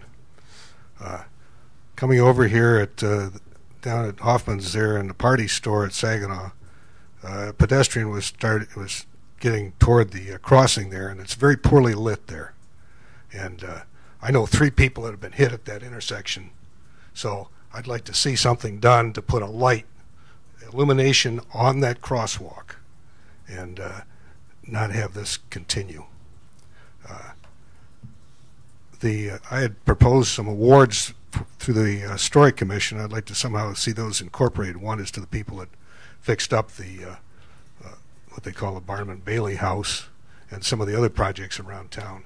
So that we're recognizing people that have fixed places up instead of just, you know, the negative aspects of this stuff. The DDA, I went to that meeting too, and I found, as far as these terms are concerned, we're in violation of the staggered term requirement of the Public Act. And I'd just like to see that corrected. And this idea of keeping it until years ahead, it can be corrected immediately, and it should be. I talked about this eyesore on the main street, the car wash. I live on that street. I drive by it. I didn't realize that it had been purchased a year ago and just until recently. And the problem is that did you vote on that? Because decisions, plans that are put in place have to be voted on by the council. So anyway, this has been purchased through the DDA. And it should have a for sale sign on it immediately. It should be marketed so that we can have some people have interest in it. You want to have it look like that? Fine. It's going. Well, anyway, you don't want to sell it? You want to keep it? Well, what do you want to do? Tear it down? I'm not saying sell it as is. I'm saying put it on the market so that you can create interest, and maybe they'll pay to tear it down. So if you want to save some money, you start hustling on it now. It's been there for a year. They haven't been paying taxes, so you've lost tax revenue for a year on it. So that's money. We're all going to work hard to get the money. All right. Anyway, that's just some thoughts. Thanks, Mr. Love. There was another hand up back there. Was that Mr. Feeney? I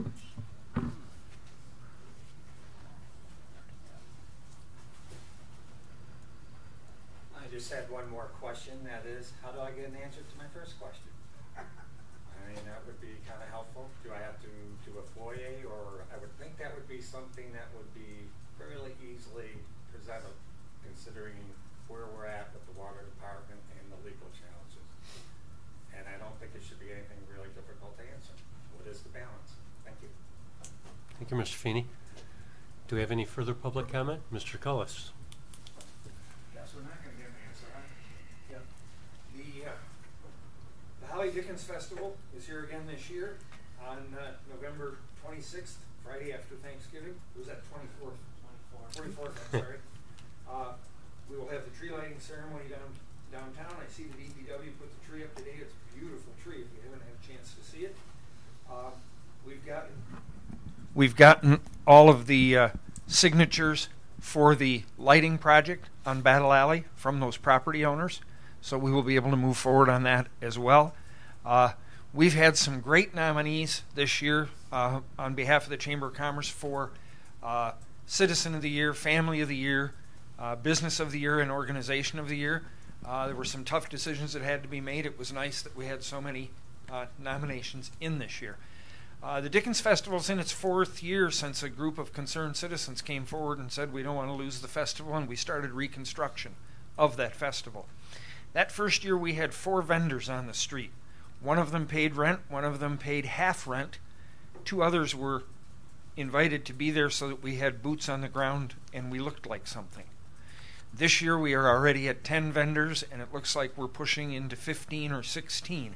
Keep in mind, those are vendors that are willing to sit outside in the winter. This isn't summertime.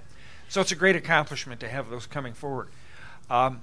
Also, as the festival goes forward, we have had a party step forward that wants to help put a statue in town in commemoration of those that founded the Holly Dickens Festival.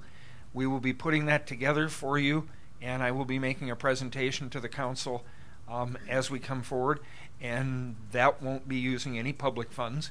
It'll just be about location and the feasibility of that. So I think there's some exciting things that are coming with the Dickens Festival. We started advertising on WJR last year, and the turnaround for that is this year we have 3 bus tours coming from other cities, 1 each weekend. The one on November 2nd called me. They had a problem. They had to have a second bus, so they hope they didn't mind. But we have 110 people coming from St. Clair Shores. Nice. When you talk about economic impact to a community, you know, they're going to be walking through the stores, they're going to be walking through the restaurants. These bus tours have already purchased tickets for the Dickens Tea, which helps to fund the festival and the Historical Society. They've also bought carriage rides. So and they've made reservations for brunch at the Holly Hotel, so that's a good thing. This Friday night, we have Fezziwig's Ball. That started here at the community center, moved over to the VFW hall, and this year is being hosted at the Holly Hotel. Those tickets are available. We're looking at between 40 and 50 people attending. So all of those things are bringing people to Holly, bringing attention to Holly, and I just wanted to share those with you tonight. Great. Good job, George. Thank you, Mr. Cullis. Thank you. There's 40 people involved in this committee, and we've got a lot of people to put a lot of hours into this. So when you're out there, make sure you thank those people on the ground, because they're all standing out there all day long. Thank you. Do we have any further public? Yes?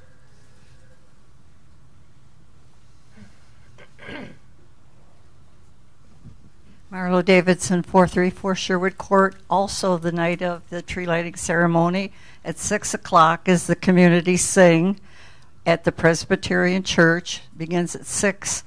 And at 7 o'clock we have cookies and cocoa. And at 7:30 we hope to join the light parade down to the tree lighting ceremony. Thank you. Very good. Any other public comment? No? This meeting is... Mr. Finney. What you got there? This meeting is adjourned at... He has another. Oh, I'm sorry. Come on up.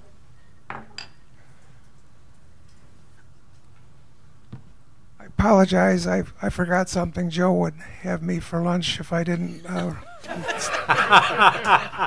say something about this. We have pro wrestling coming to the Carl Richter Community Center in February. Now, one of the fun things about pro wrestling is everybody can remember all the names that go way back. Oh, yeah. Hulk Hogan and so on. Anyway, this is a fun opportunity. Any one of you that would like to step in the ring, Ryan Shield. we are I nominate Ryan. Get my nephew. He's a cage fighter. we are considering things such as, I'll just give you an example. When the bad guy is doing really bad things and the good guy is looking like he's in the last end, maybe having Carrie Nation come and grab him by the ear and pull him out of the ring. So, anybody that's interested, or if you know anybody with a business that would like to sponsor or be part of the activities, that's going to happen in February. More information to come. Fantastic. All right. Now, is there any other public comment? We'll close How about public. one more council. Oh, one more council comment. Happy Thanksgiving to everyone. Have a safe and healthy family get-together with friends and family. Enjoy yourself. Hear, hear. Now we can adjourn this meeting Now we can. at, what, 9:04? Next. 9:07. Yeah, that clock. We got to do something about that off clock, again. man. Yeah. Clock pisses me off. Thanks, you too. Ma'am, Thank you, sir. you are quite welcome. Oh my goodness. I will. You know, I shake my hand. I'll see you before.